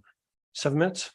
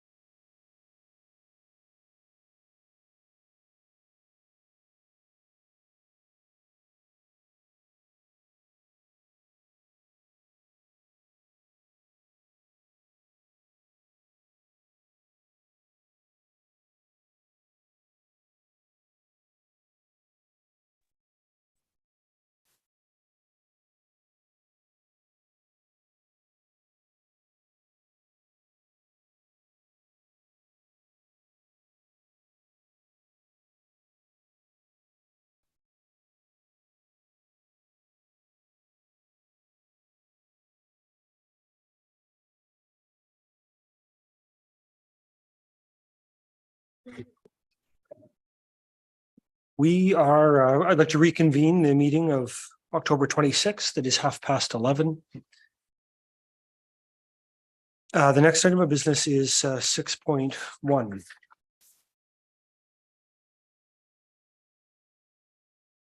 Which is on page 51 of your agenda.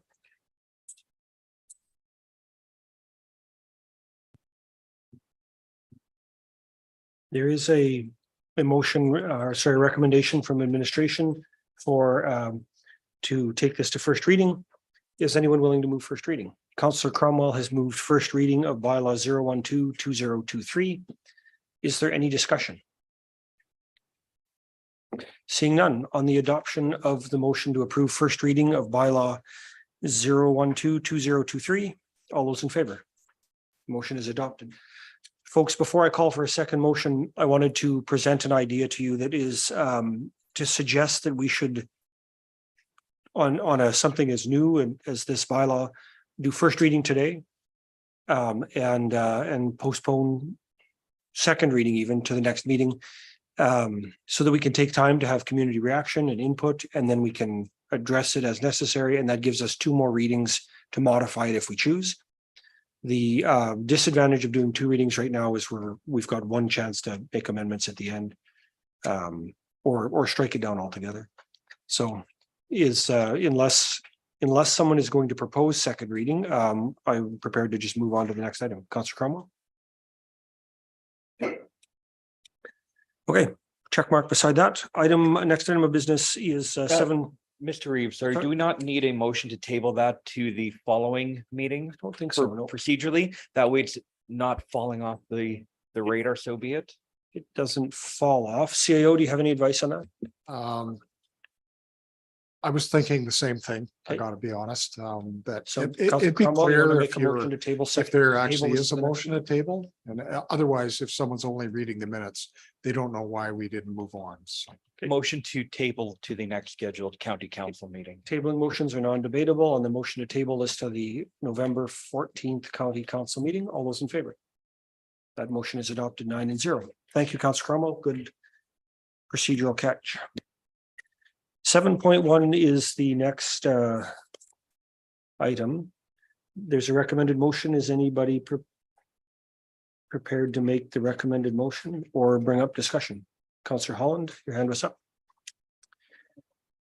Councillor Holland has moved to revise some meal reimbursement rates in the policy 2011 to 20 for breakfast, 25 for lunch, 30 for supper, and to approve policy 2011 as presented in the agenda package or with the amendments to the agenda package. Discussion. Councillor Cromwell or Councillor Anderson, your hand was up. Thank you. Similar to our new elected officials remuneration policy, I think we should forward this policy to our policy review to create one policy that outlines how members at large are and members of administration are to be paid or reimbursed for all of their expenses, whether it be travel, meals, etc. Just piecemealing these together really makes no sense at this point anymore. Other discussion? So you're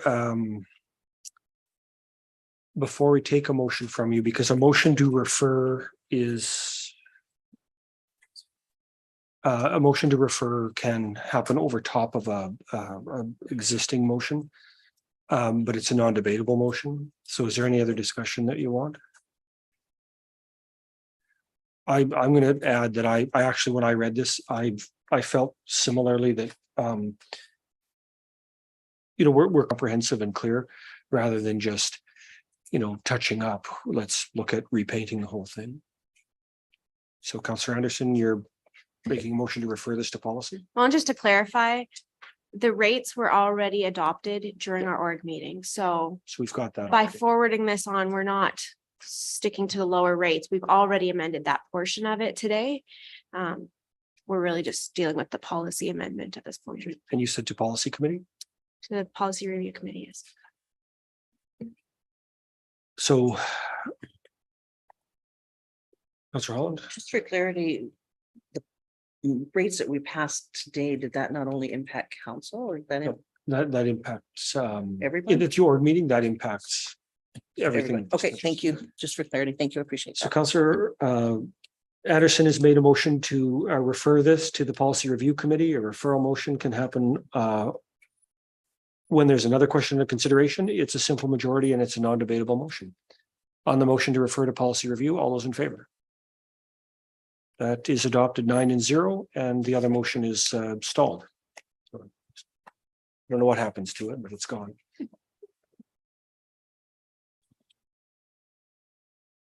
Operating and capital statement, Director Chernichen has provided a handout. Because this one. Is there anyone willing to move the recommended motion to open discussion? Councillor Chamsic has moved the motion to accept the operating and capital statements as information, discussion, and I'm sure questions. Okay, I have Councillor Minns, you want to start with questions? I know you've got them. Yeah, I got a question here just regarding the in the printout here about the water supply and the wastewater service.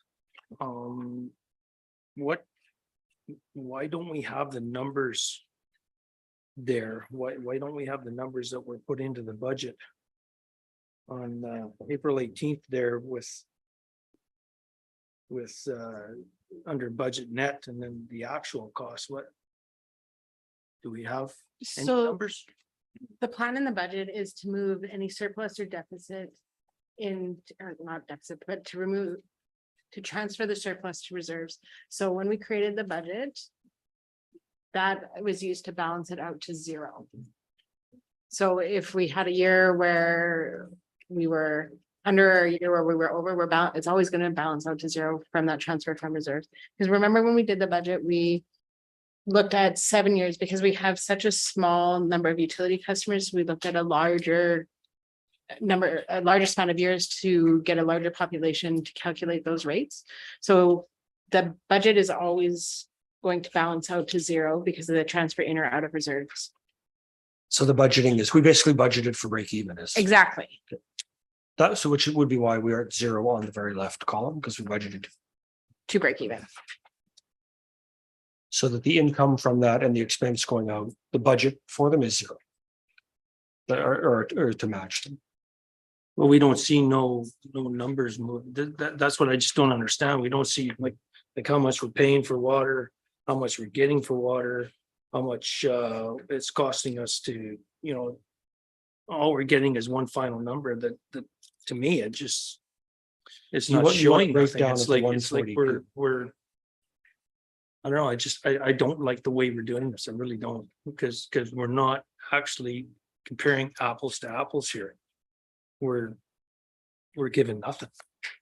Like, so what are we at? 142,000 in the positive? Yes. So there are some items, some larger capital projects that will come from that. And that haven't been completed yet. But yes, currently, or not currently, but at September 30th, we were at 142,000. Yeah, I don't know if there's a way to change that or. I think, I mean, probably it's in how we do budget reporting, and so I think what Councilor Minns is asking for is a more detailed breakdown of the what comprises. This is a consolidated budget in the way I look at it. Like, it wraps up all these things into a single line. We don't get the category breakdowns, and I think I'm hearing you say is you'd like just a little bit more detail in how we get to the consolidation. Yeah, like. So we can change the way the recording is done. Keeping in mind that the more detail that goes into the report, the longer it takes to generate those reports. So are you looking for, you want to see revenue and expenses? As, like, I guess I will work to provide the information council is looking for. I just need. Well, I guess, yeah, it's like every other line we have going down here, we see what what we're reporting what's in the budget, but and then we report if we're positive or negative, right? So even if we could, like, I know $907,450 was put into the, was on the budget on April 18th. So I just don't understand why that 907,000 isn't wrote there. Like that's what it costs us to do water, right?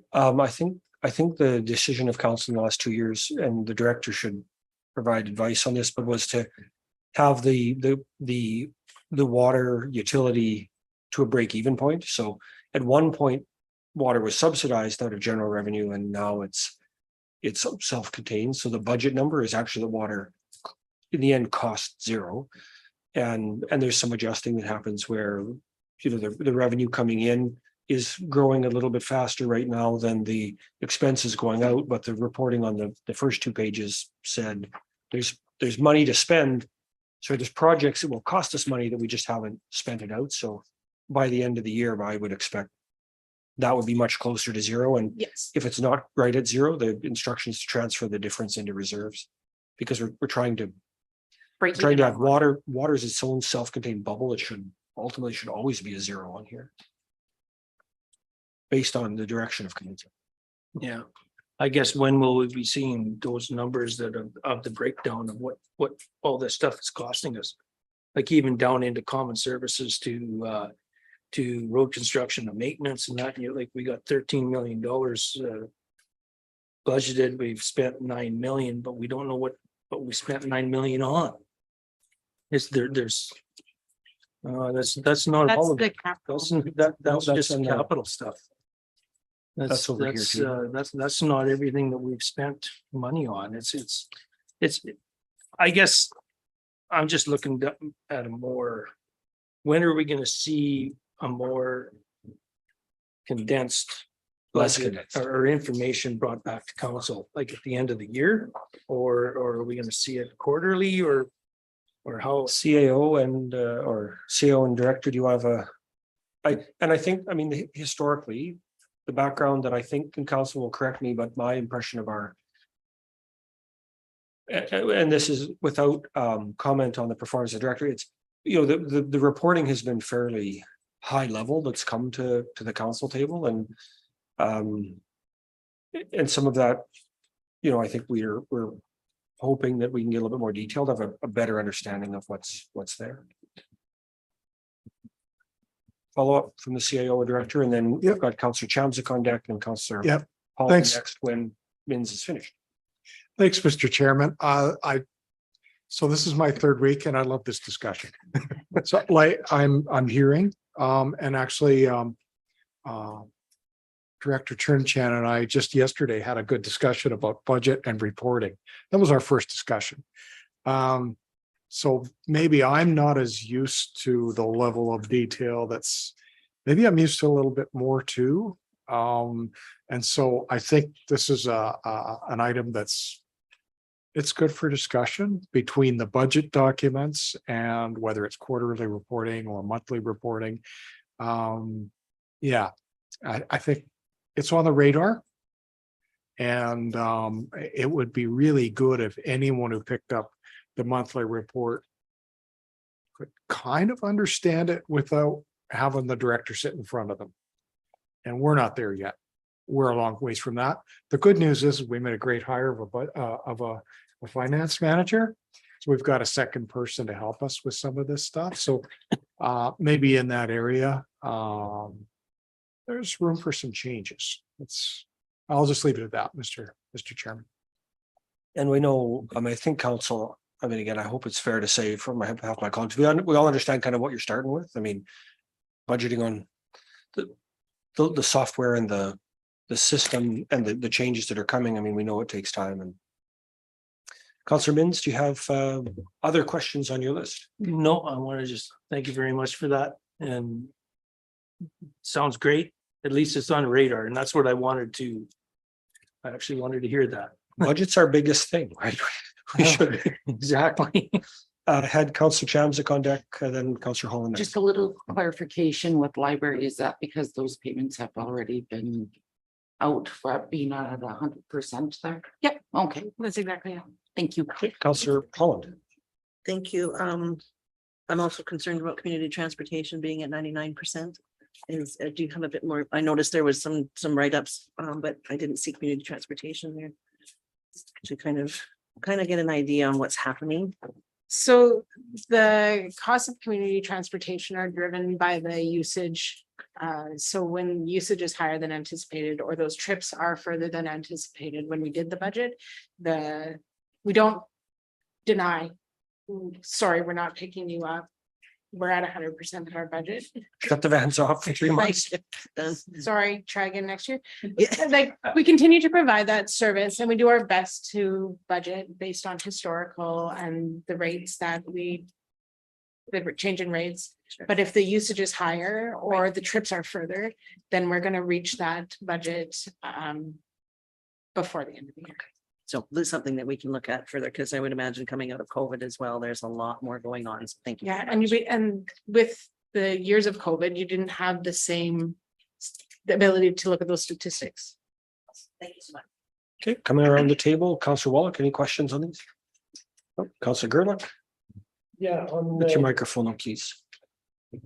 on cemeteries here, it says that the budget is 43,000 and 3,900 spent, and it's a -9. That should really just 9%. No, so with the cemeteries, we sold more plots than we anticipated we would sell. And the costs for doing the mowing of the cemeteries aren't in yet. So No. those internal costs that would be in regarding cemetery mowing over the summer have to be input. There's a lag between when the work is done and when the information gets into our system. So how do you come up with a -9? So we sold more plots than we budgeted for. And the expenses related to mowing aren't included in that 3,900. So the expenses aren't all recorded, but the revenue is. Yeah. Okay, And a -9 on expenses works out to a got it. cemeteries are a profitable business so far. It's a big undertaking. Counselor Anderson. Thank you. I really appreciate the information that was included in the administration report. The written portion of this is great information to have. I really appreciate the director taking the time to highlight the different items that are maybe varying from budget or places where we've made more money, like on interest, than we had expected. But I too echo that the financial state or the operating statement and capital statement just don't provide the kind of information I was hoping to see. So unfortunately, I don't have a real recommendation on how to improve it, but thank you for doing the written portions. Counselor Capitano, do you have any follow-up questions?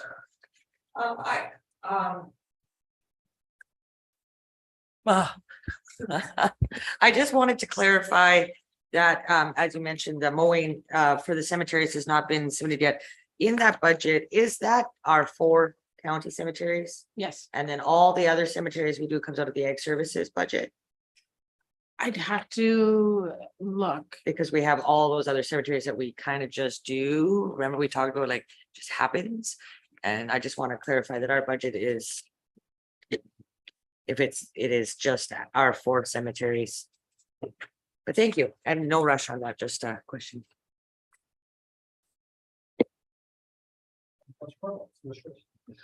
I think the comments have been made. I agree. I need to see more information. I need to see more numbers. Budget is our life. And though I very much appreciate what you have on here, I think I hope we can find a way to increase the information that we're getting. It's vital to everything that we do. But I very much do appreciate something to look at today. So thank you for that. Counselor Wallach, follow-up? I think maybe there's a different report that we might be looking at, I'm guessing, because a statement is just the basics, right? But there's another document that we probably should be requesting, not just a statement. Is that kind of More like detailed. what I'm getting at? Like, maybe a total expense report or like, I don't know, like what we're looking for, but a statement is just the basics of what we're spending.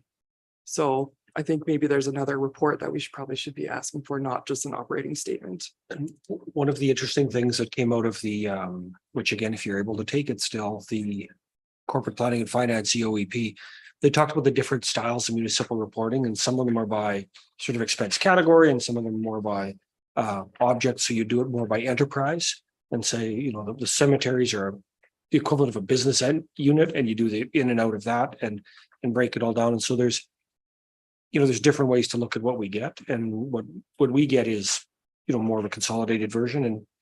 And I think it seems like you have an idea what council wants in terms of more information. The two questions I had, enforcement services, maybe more than two, but enforcement services looks like it's $190,000 under budget. Is that? Did I miss a comment on why that was? It's under budget.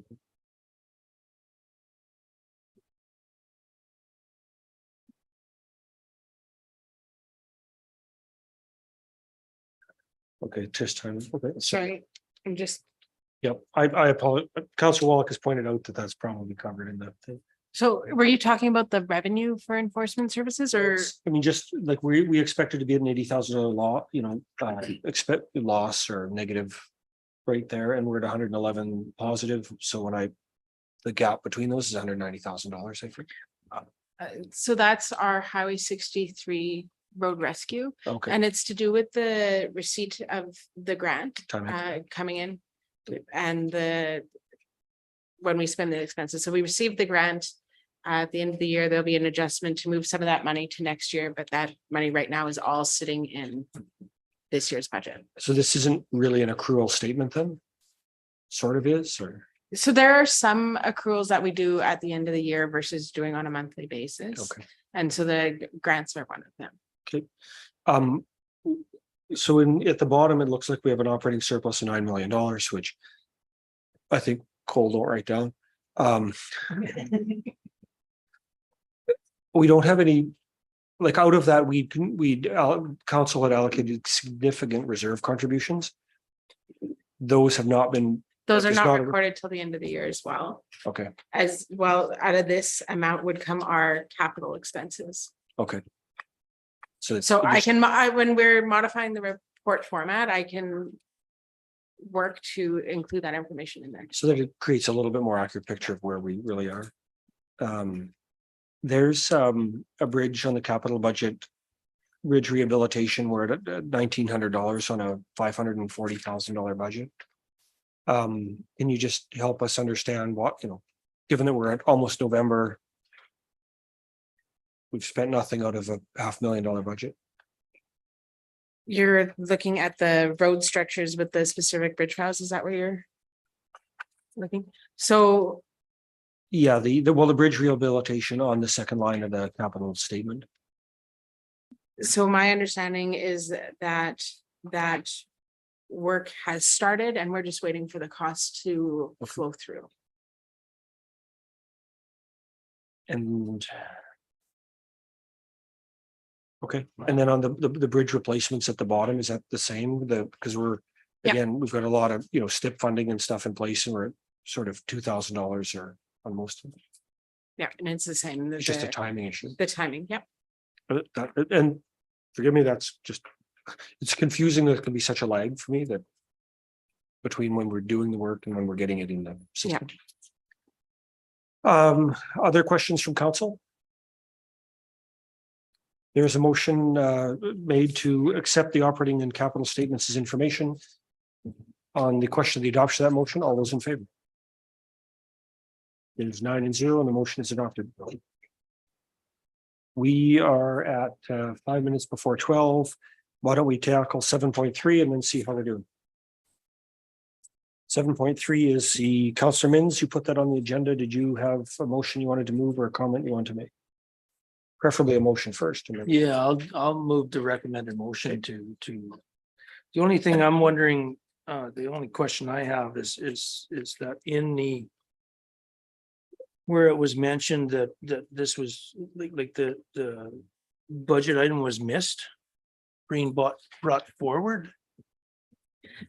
So what we have been able to figure out through the chair to Councillor Mins is that it was pushed from the 2022 budget to go into the 2023 budget, but when the 2023 budget was approved, the amount was not listed in the agenda or in your budget. So therefore, the monies were never approved. So this would be retroactively changing the budget you're currently working in and taking the money from reserves so that we can order the pump. But on our August or April 18th, 23 budget, there was $48,000 sitting there for a new pump. From what we found in your final approved budget, that number was not in there, That number wasn't in there? wasn't in there. Was a blank space. We approved the budget on January 20 something.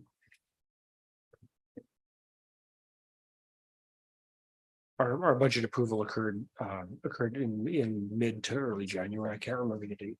Then how did the April 18th budget I'm not sure what document you're talking about. under the budgets, under the budgets, April 18th, 2023. Is this on the website?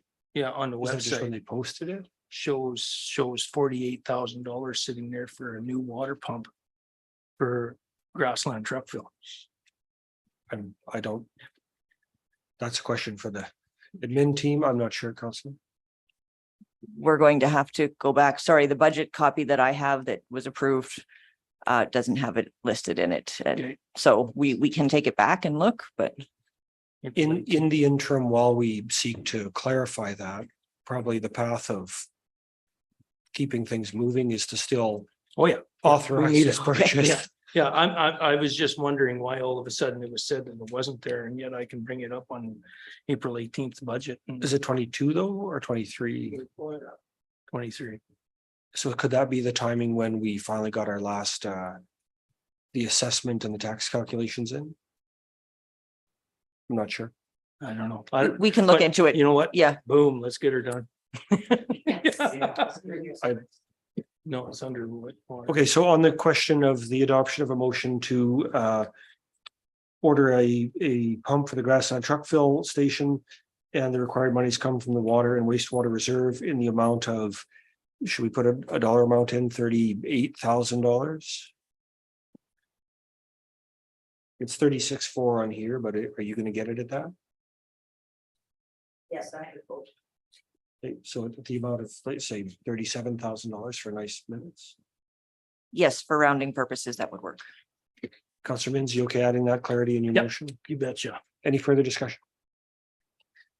On the question of the adoption of that motion, all those in favor? Okay, motion's carried 9-0, or motion's adopted. We'll get her done. I think it's 12. Everybody looks like they're hungry, so shall we break for 20 minutes or 30? 20? Okay, let's go for 25 minutes and come back.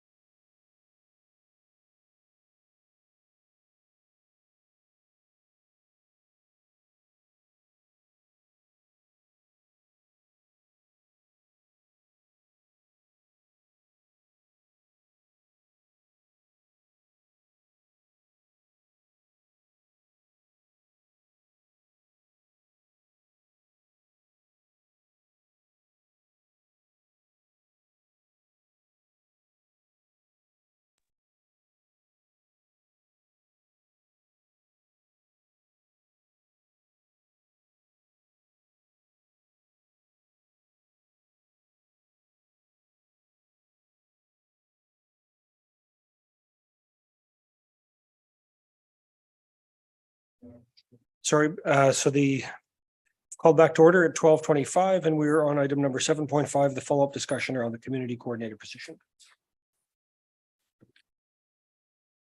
And that's Chair, Councillor Holland. when you're ready, I'll go ahead and make that motion to recommend to accept the delegation as information and to direct administration to gather information and associated costs and to forward it to the 2024 budget deliberations. Okay, Councillor Holland has moved that we accept that for information and to forward that to the budget deliberations.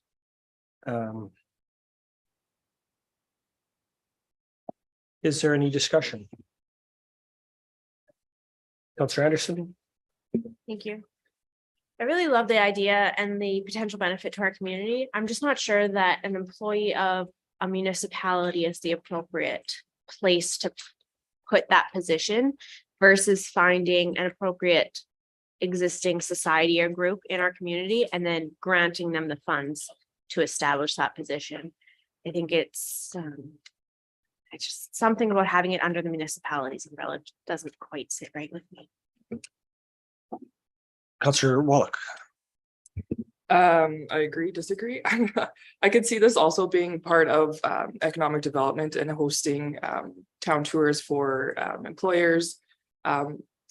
Really trying to sell our community as a place to live within the municipalities. So I get the point of going into another nonprofit. But I think we potentially could expand this position to have a lot more benefit to us as a municipality. Councillor Kapchanik? I'd like to say, however, it happens to come about, first off, surprised the idea has never crossed our paths before, and I think it's genius. If we refer to our strategic plan, pillar 3, it meets almost all of those targets. I like the idea of it not being a specific employee of the county, but perhaps an umbrella, under an umbrella like a committee or an egg society. Something that can also apply for grants that are more specific to that, however that job role would be created. I would like to explore that more. Or have that be explored more. Councillor Cromwell, the floor is yours. Thank you. I agree, and I if the county is to participate, is to look into that, I think it's very important that we remember that we are a county, we're not the town of Athabasca. And our grasslands, our Wandering River, our Prosvita, our Rochester, our Minook halls have to be the priority of that person. Not just highlighting events that are happening within the town, though county attends that. It is very important, I believe, that our small rural communities are prominently showcased in a position. If we're paying funds into it, we are a rural municipality. That has to be front and foremost of what this person is doing. And that will help with everything that our art committee is working on. And it is great for the region, but remember, we're rural and we have to focus that way. Councillor Holland, you have your microphone on. Thank you. Now you've made the motion, so can you be Yep. the last Sure. to follow up? Yep. CAO. No, she's off the, I was gonna turn her microphone off though, because of the way it affects sound. So Mr. Chair, just everybody knows, the more microphones that are on the lower, whatever it does, it brings the volume down on all of them. That's why we're trying to.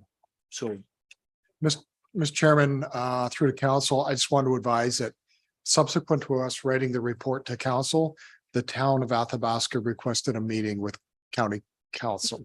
And I believe this is one of the subjects they wish to discuss. So obviously there's some things that they would like to discuss before you would make a decision whether or not anyway. So just thought I'd add that. And I think they pitched somewhere later in November if a council to council meeting could occur.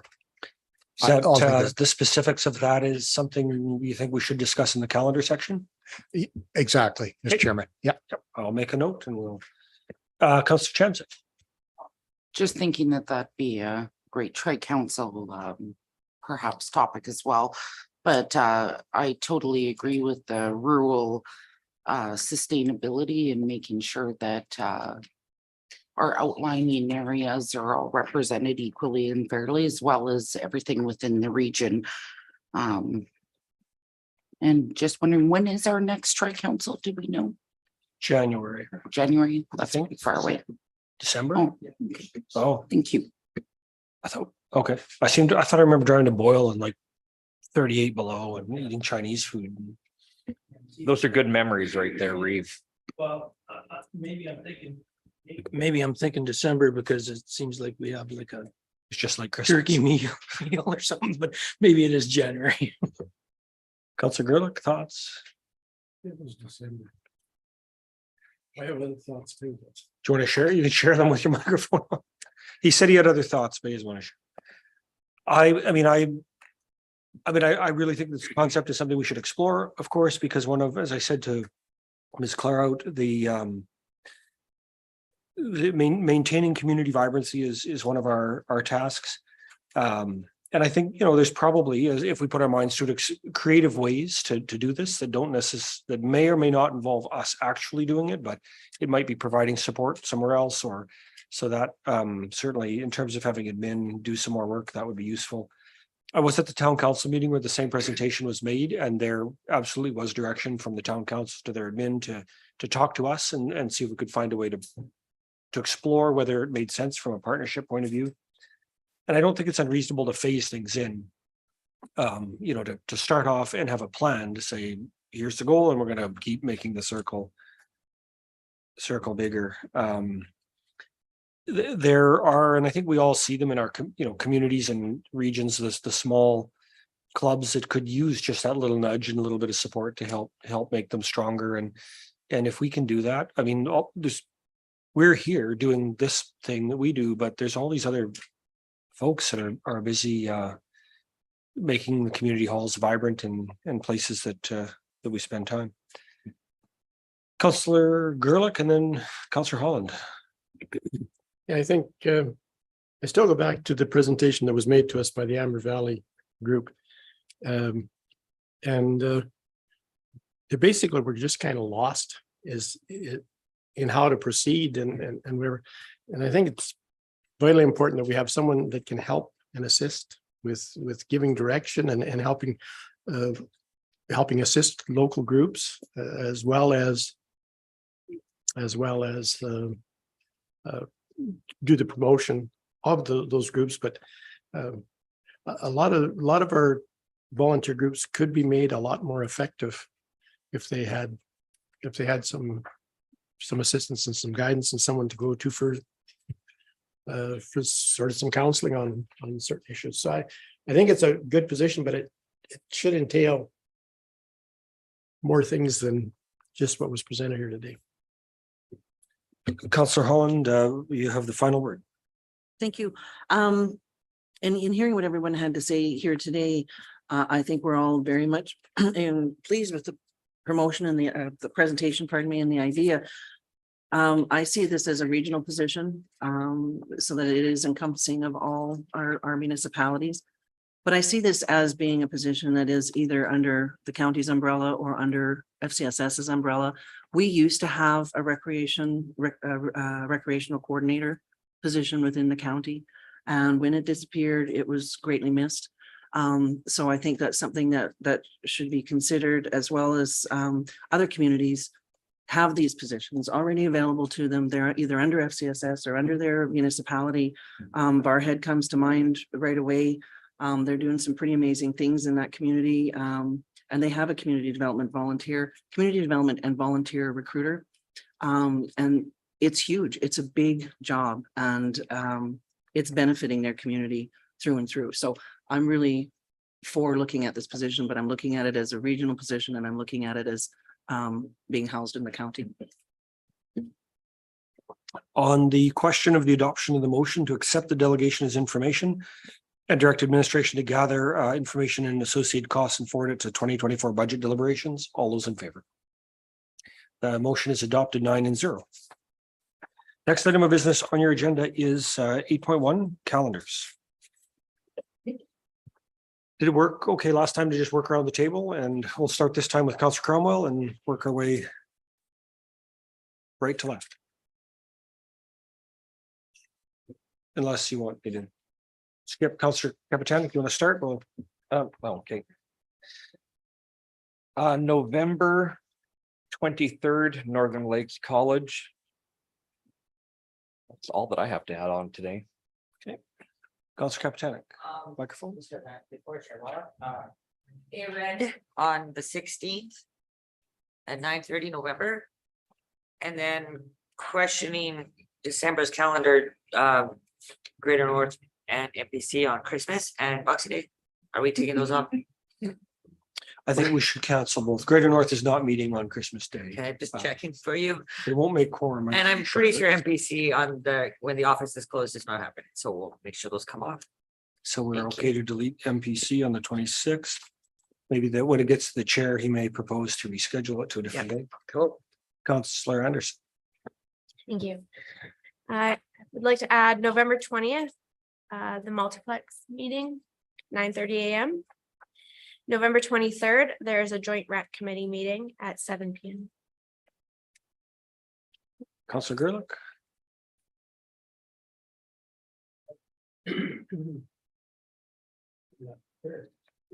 Would it be reasonable to propose an MPC meeting at 9 o'clock on the 12th? That's right before county council, given the pace that they seem to go. Yeah. Of December. I'm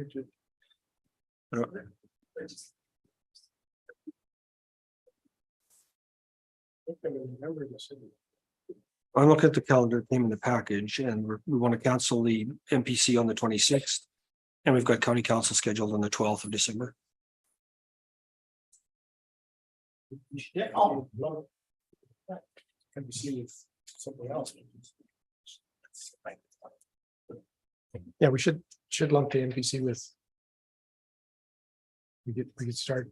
Would it be agreeable to you if we proposed MPC at 9:30 and council at 10 Exactly. on the 12th of December? On the 12th of December, yep. So it's up to December. See. Any other things you want to add? You say 9 or 9:30? I think 9. I just said 9, MPC at 9:30 and kick back council till 10 because of the travel that it 9 o'clock creates problems for travel for Yeah. Let's do a it. couple of people. MPC, Some people show up late and that's at 9 o'clock. Just saying. Just start at 9:30 anyway. Yeah. Okay, more? I was just gonna say Blue Heron, I believe, is on the 20th of November. Okay. Blue Heron on the 20th of November. I can tell you that I think November 17th, there is a meeting of the North Alberta elected leaders in Valley View. So I'll head over to that. That's the Mayors and Reeves in the Northwest. And there is one of the coming for the Northeast. But I can't remember the date, actually. I gotta check. It might be on the same day. I'll double check. It's near St. Paul in a smaller center. And that's all. The other one that I had is I think as part of our CEO recruitment, TSI, we had agreed to do a discussion and gathering of council. And I think that's tentatively lining up for the 10th of November, but I'm going to look to the CIO to confirm. So that's basically a workshop type meeting. Is that fair? That is correct. Great. That's November 10th. The meeting with TSI and Doug Labor to talk about the transition. Priority setting. Priority set. There we go. Thank you. November 10th, Friday. Yep. I think you're expected only to be to what you can make it to. Yeah, 9:30. Yeah, oh yeah, that's an all of council. Yeah, sorry. I thought like, You you say know, what time obviously it is? no meeting can, you can be forced to Did attend. you say a time or location? The CAO is like, I don't have a lot of information. The CAO has got that under control. I assume it'll be here. Cause it's our room and 9:30-ish. Yeah, that's what it would be, Mr. Chairman. And Okay. And if there's any amendments, obviously the CEO will send us a, you know. yeah, it's gonna it be- kind of depends on Mr. Legore's schedule, so he's playing with it a bit, but I think it'll be in the morning of the 10th. Okay, perfect. Sure, because the thing is over at noon on the 9th. Ish. And it's not that far. Counselor Wallach. The healthcare meeting was canceled on October 30th and moved to November 27th. And I'd like to call a policy meeting for either the 16th at 1 p.m. or the 23rd at 9:30. Yeah. It's available on the 23rd and on the 16th. Find out one of those. Yeah, we just have a A-rated. meeting that morning. So policy on the 16th I'm pretty good for the 16th. at 1 p.m. We have a red meeting before that. That's why. Well, probably, but I mean, we can do what we Probably can. need 4 we need days. 2 or to 3 start. days. Yeah. Would it be, from a council standpoint, would it be reasonable for the chair to select the highest priority things and target those so that the agenda reflects the length of the meeting? Because what I find is if there's 10 items and you put them all on the agenda, then I'm gonna read all 10 and try to be prepared on all 10. And if we're only gonna get to the first 3, let's not. Like, let's just, let the chair pick the chair's discretion, the whatever number that fits the time slot so that we're, you know, and then it's more respectful of admin's time too. They're not preparing for something that there's no chance for it to get to. And Is that fair? and we need a deadline for our fees for that. Pretty 10, close. it's 10 days. We wanted to put it in. That's the agenda's out 10 days. So then you're 9, 7, 8, 9, 10. So it's out on the 6th and then you need to have your stuff in by the 30th, So But I- by Tuesday. Monday, October Monday. 30th. But there's already a gigantic list of I policies. know, but they were like, I'm waiting for a policy meeting to Oh. get called to put something in. So I just want to know when to have it in by, How about by Leah by Monday? just because they're gigantic list doesn't mean we can't add to it. Okay, Is it okay with it? Our administrative team nods their head wisely. and then Monday. I'll get that in. Okay, policy at 1 p.m. on the 16th of November. Counselor Wallach, other, I think that's it, unless we want to do another policy meeting in December. Yeah. I can't wait. December is What, looking, you don't want to do policy? there's not a lot written in December, but Not a minute, sorry. so just on that topic, Counselor Wallach, do you want to call on for December to keep things moving? I would say yes. Can we do the first week of December, Tuesday or Thursday? There's a conflict here. Okay, I am correct, sorry, but FCSS got moved to the 16th at 1 p.m. instead of the 20th. As far as I know, it's gonna be here.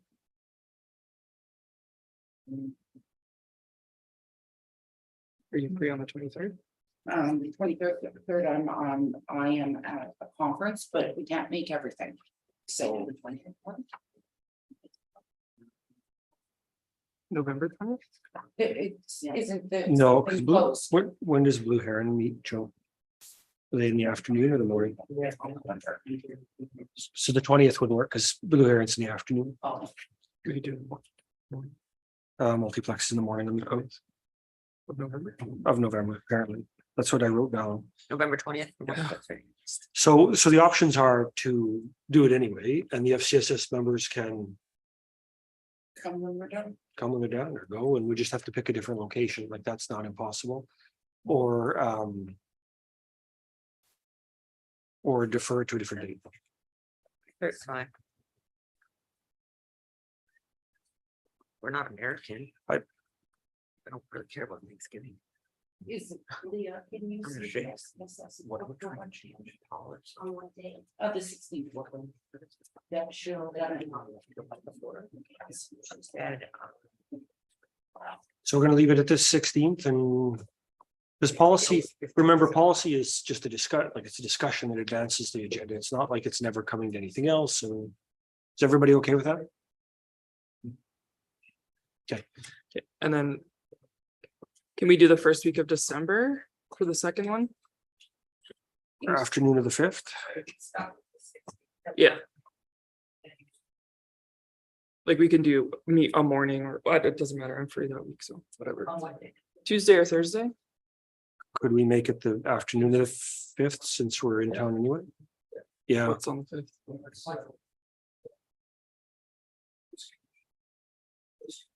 water, but they don't go all day. So, like a 1 So like a o'clock. 1 o'clock start would be okay.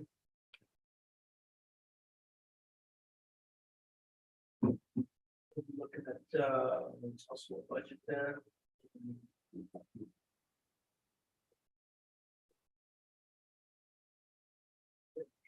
We have it here.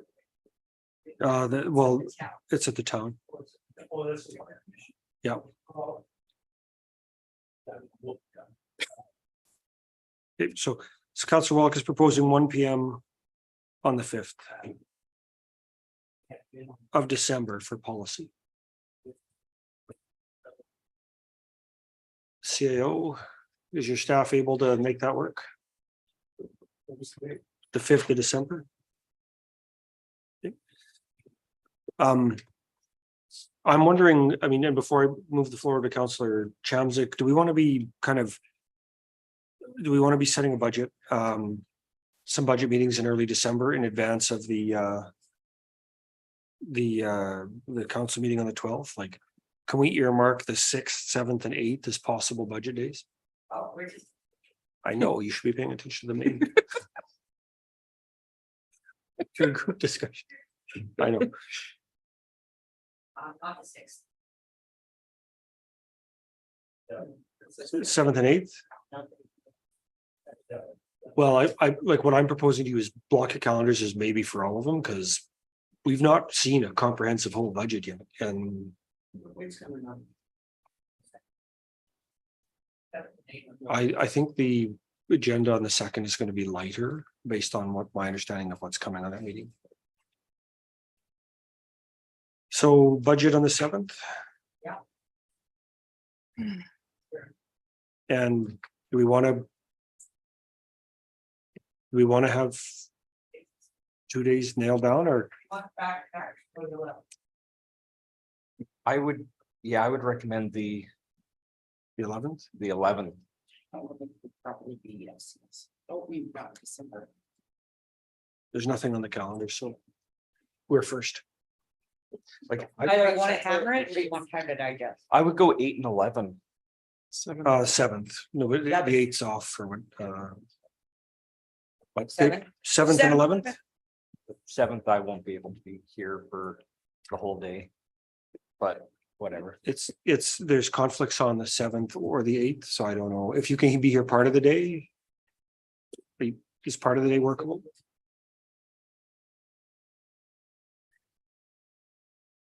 So budget chair, 7 and 11, 8 and 11, 6 and 11, 9 AM, 9:30. Okay. Councillor Chamzik, do you have calendar additions or deletions? No, just the FCSS on the 16th at 1 PM. On the 24th, I have an online Northern Lights. Unfortunately, I will not be able to attend, as I will be at the conference and a voting delegate. And I think that is it for now. Councillor Holland? No trails things to add? Okay, Councillor Minns? We got November 8th is Alice meeting in Barhead. I think that's at 10 o'clock. And We'll come back. yeah, that's about it. Councillor Wallach? I forgot, there's a ASB chair meeting on November 1st. With Duke. Now, the CAO, I think in the previous meeting, you said the council should be appointing the chair of ASB. Am I remembering Mr. that? Chairman, I'll have to check your ASB bylaw, but I believe the act specifies council supposed to appoint the chair, and that's, we did that as part of the org meeting at my previous place. Maybe, If the act requires it, it supersedes our bylaw anyway. yeah, so I'm not too sure around it. Unless something has changed in the last couple of years, but we used to do it, we used to be required to do it as part of the org meeting. So I'll refer that off to the ag fieldman and see where we're at. And it would be my understanding that until a new chair is appointed, the chair is filled until the first meeting of ASB where they do an org meeting, so there's no vacancy. Correct. Councillor Kupchak. Just through the chair to Councillor Wallach, are you keeping A-rate meetings like the second Thursday, and will we have one in December on the 14th? Or the 3rd? Because that would be the 21st. You're the 21st.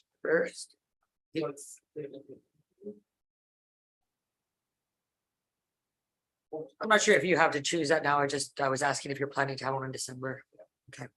So December 14th, ARED meeting. Tentative. Athabasca Regional Economic Development. Councillor Cromwell, at the org meeting, you started a topic around, coordinating dates. Do you want to? This is probably I was just reading the procedural bylaw right now, so we can discuss that. I would like to propose that we have scheduled committee of the whole days that are reoccurring, so that we can pre-plan them, not just at the call of the chair, but they are set out no different than county council meetings. We know exactly when they're happening in advance, and it is done and on paper. Councillor Anderson. So we've been scheduling the committee of the whole meetings for the third Tuesday of every month, except when there's a pre-existing conflict. So I would propose to keep it as that third Tuesday kind of going forward, but we do reschedule them just like every other meeting when there's a conflict. So would we have a committee of the whole in 19th? Okay, no, December, sorry. So starting in January, once we approve the calendar, a second motion to say, starting in January, the chair can call a committee of the whole for the third Tuesday of every month for the 2024 calendar year. Does that work for you?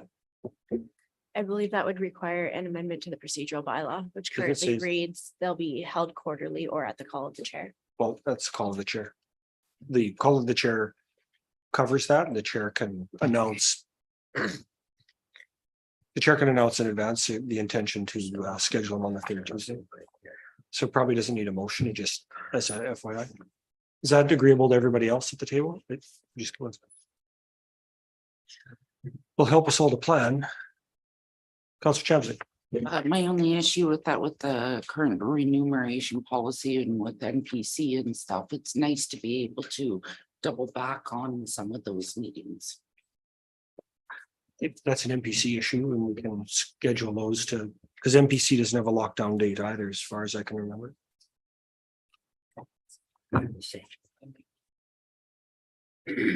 Whatever we could schedule. It would be nice to be back to back. So I think NPC can be modified too, NBC before council. unless the NPC bylaw says something different, but. Any other adjustments to the calendar? I want to drag that out. There's been a ton of amendments, so the understanding from council to admin is the intention of the current chair is to call meetings on the third Tuesday monthly for 2024, and we can kind of bake that into our calendars for planning. And then NPC, we can address that. I mean, maybe that's even when we just zoom to. Is there someone willing to move adoption of the calendars? Councillor Cromwell has moved adoption of the calendar as amended. Any further discussion? Seeing none on the question of the adoption of that motion, all those in favor? Pre-voted? Yeah. The motion is adopted. Number 9.1 is a discussion around the Northern Region Economic Development Grant. Counselor Wallach.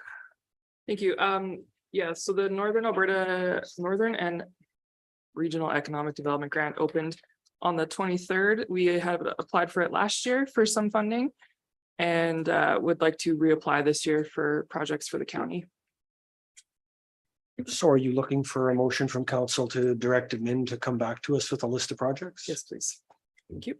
Is that a motion you're making? Okay.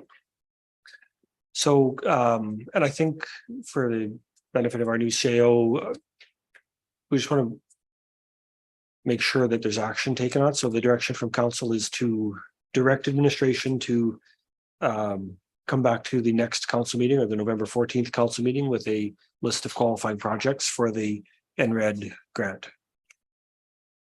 Any further discussion from council? Seeing none on the adoption of the motion to direct administration to come back to us with a list of projects that are grant eligible, all those in favor? 9-0, the motion is adopted. 10.1 I, Councillor Anderson. Thank you. We had our last multiplex society meeting on October 16th. We had a delegation from the EPC rugby team and their coach, Constable David McGlanagan. There we go. He talked about the new team, the benefits of the sport, and the opportunity for our local players. And they have some exciting opportunities coming up in spring when some tournaments start and may require a little bit of assistance to bring a tournament here. So great opportunity that might be coming to our region.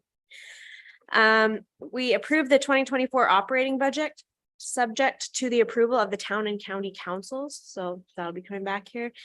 The estimated operational deficit is $1.87 million for this year. The capital budget was tabled to the next board meeting as we realigned some of our capital budget priorities to align with some of the grant funding that we're hoping to attain. And the annual general meeting is coming up November 20th at 9:30 a.m. And I also just wanted to note that the concession at the multiplex is now being operated by the multiplex directly. So I really wanted to put a plug in. They have fantastic chef hired. The menu is really great. And I would encourage the county to maybe order some of our council lunches from there, as that's one of our businesses that we have a little bit of input into. If that's a motion, I'll second that. We need a motion. On the multiplex piece, I think, because I attended that meeting as well, the operational deficit, I mean, I think the board and the management deserve a little bit of accolades. It was a $40,000 increase over the prior year. So there's a lot of focus and work on how to generate revenue and keep the inflation of expenses under control. And, you know, it's a lot of money to start with, but that the increase year over year is only $40,000. That's a relatively small percent on 1.8. I can't remember, is it 40 per muni or 40? It's 40 in total, I think. Yeah. So, okay, $60,000 in total on $1.8 million is pretty good. The other question as it relates to multiplex, I think, you know, was worth floating to councils to think about. The town and the county are landlords of that building. And we, I think, should probably engage in discussion about what portion of the capital maintenance is actually the responsibility of the landlord and not the responsibility of the tenant. Because we have a tenant that occupies the building and runs the facility and runs programs and all of that through there. So they're also trying to budget on, you know, capital asset reserves, but typically in a commercial lease, some things are the responsibility of the tenant and some things are the responsibility of the landlord. As we get into capital budgeting or big picture asset management planning, we need to think about the fact that we're a property owner there, and there are some components that are likely not the responsibility of the tenant. But I think that more will show up from that. 10.1X, that was, I think, Counselor Anderson too. Thank you. So typically the Joint Rec Committee only meets twice a year, once in the spring, once in the fall. We did meet on September 19th for our former meeting. But the village has requested an additional meeting coming up, so that's November 23rd, to discuss the memorandum of agreement between the county and the village on those facilities. So I just wanted to make sure that everybody is aware that I intend to add the memorandum of agreement to our next committee of the whole agenda for discussion prior to that meeting. I'd like council's discussion on that topic and on that document prior to Make it us more clear. walking into the committee meeting. Just so we kind of know where council is sitting. The appropriate to take a motion to receive the committee reports. The acceptance of the committee reports from commission. That's adopted. I think that includes the written report in there.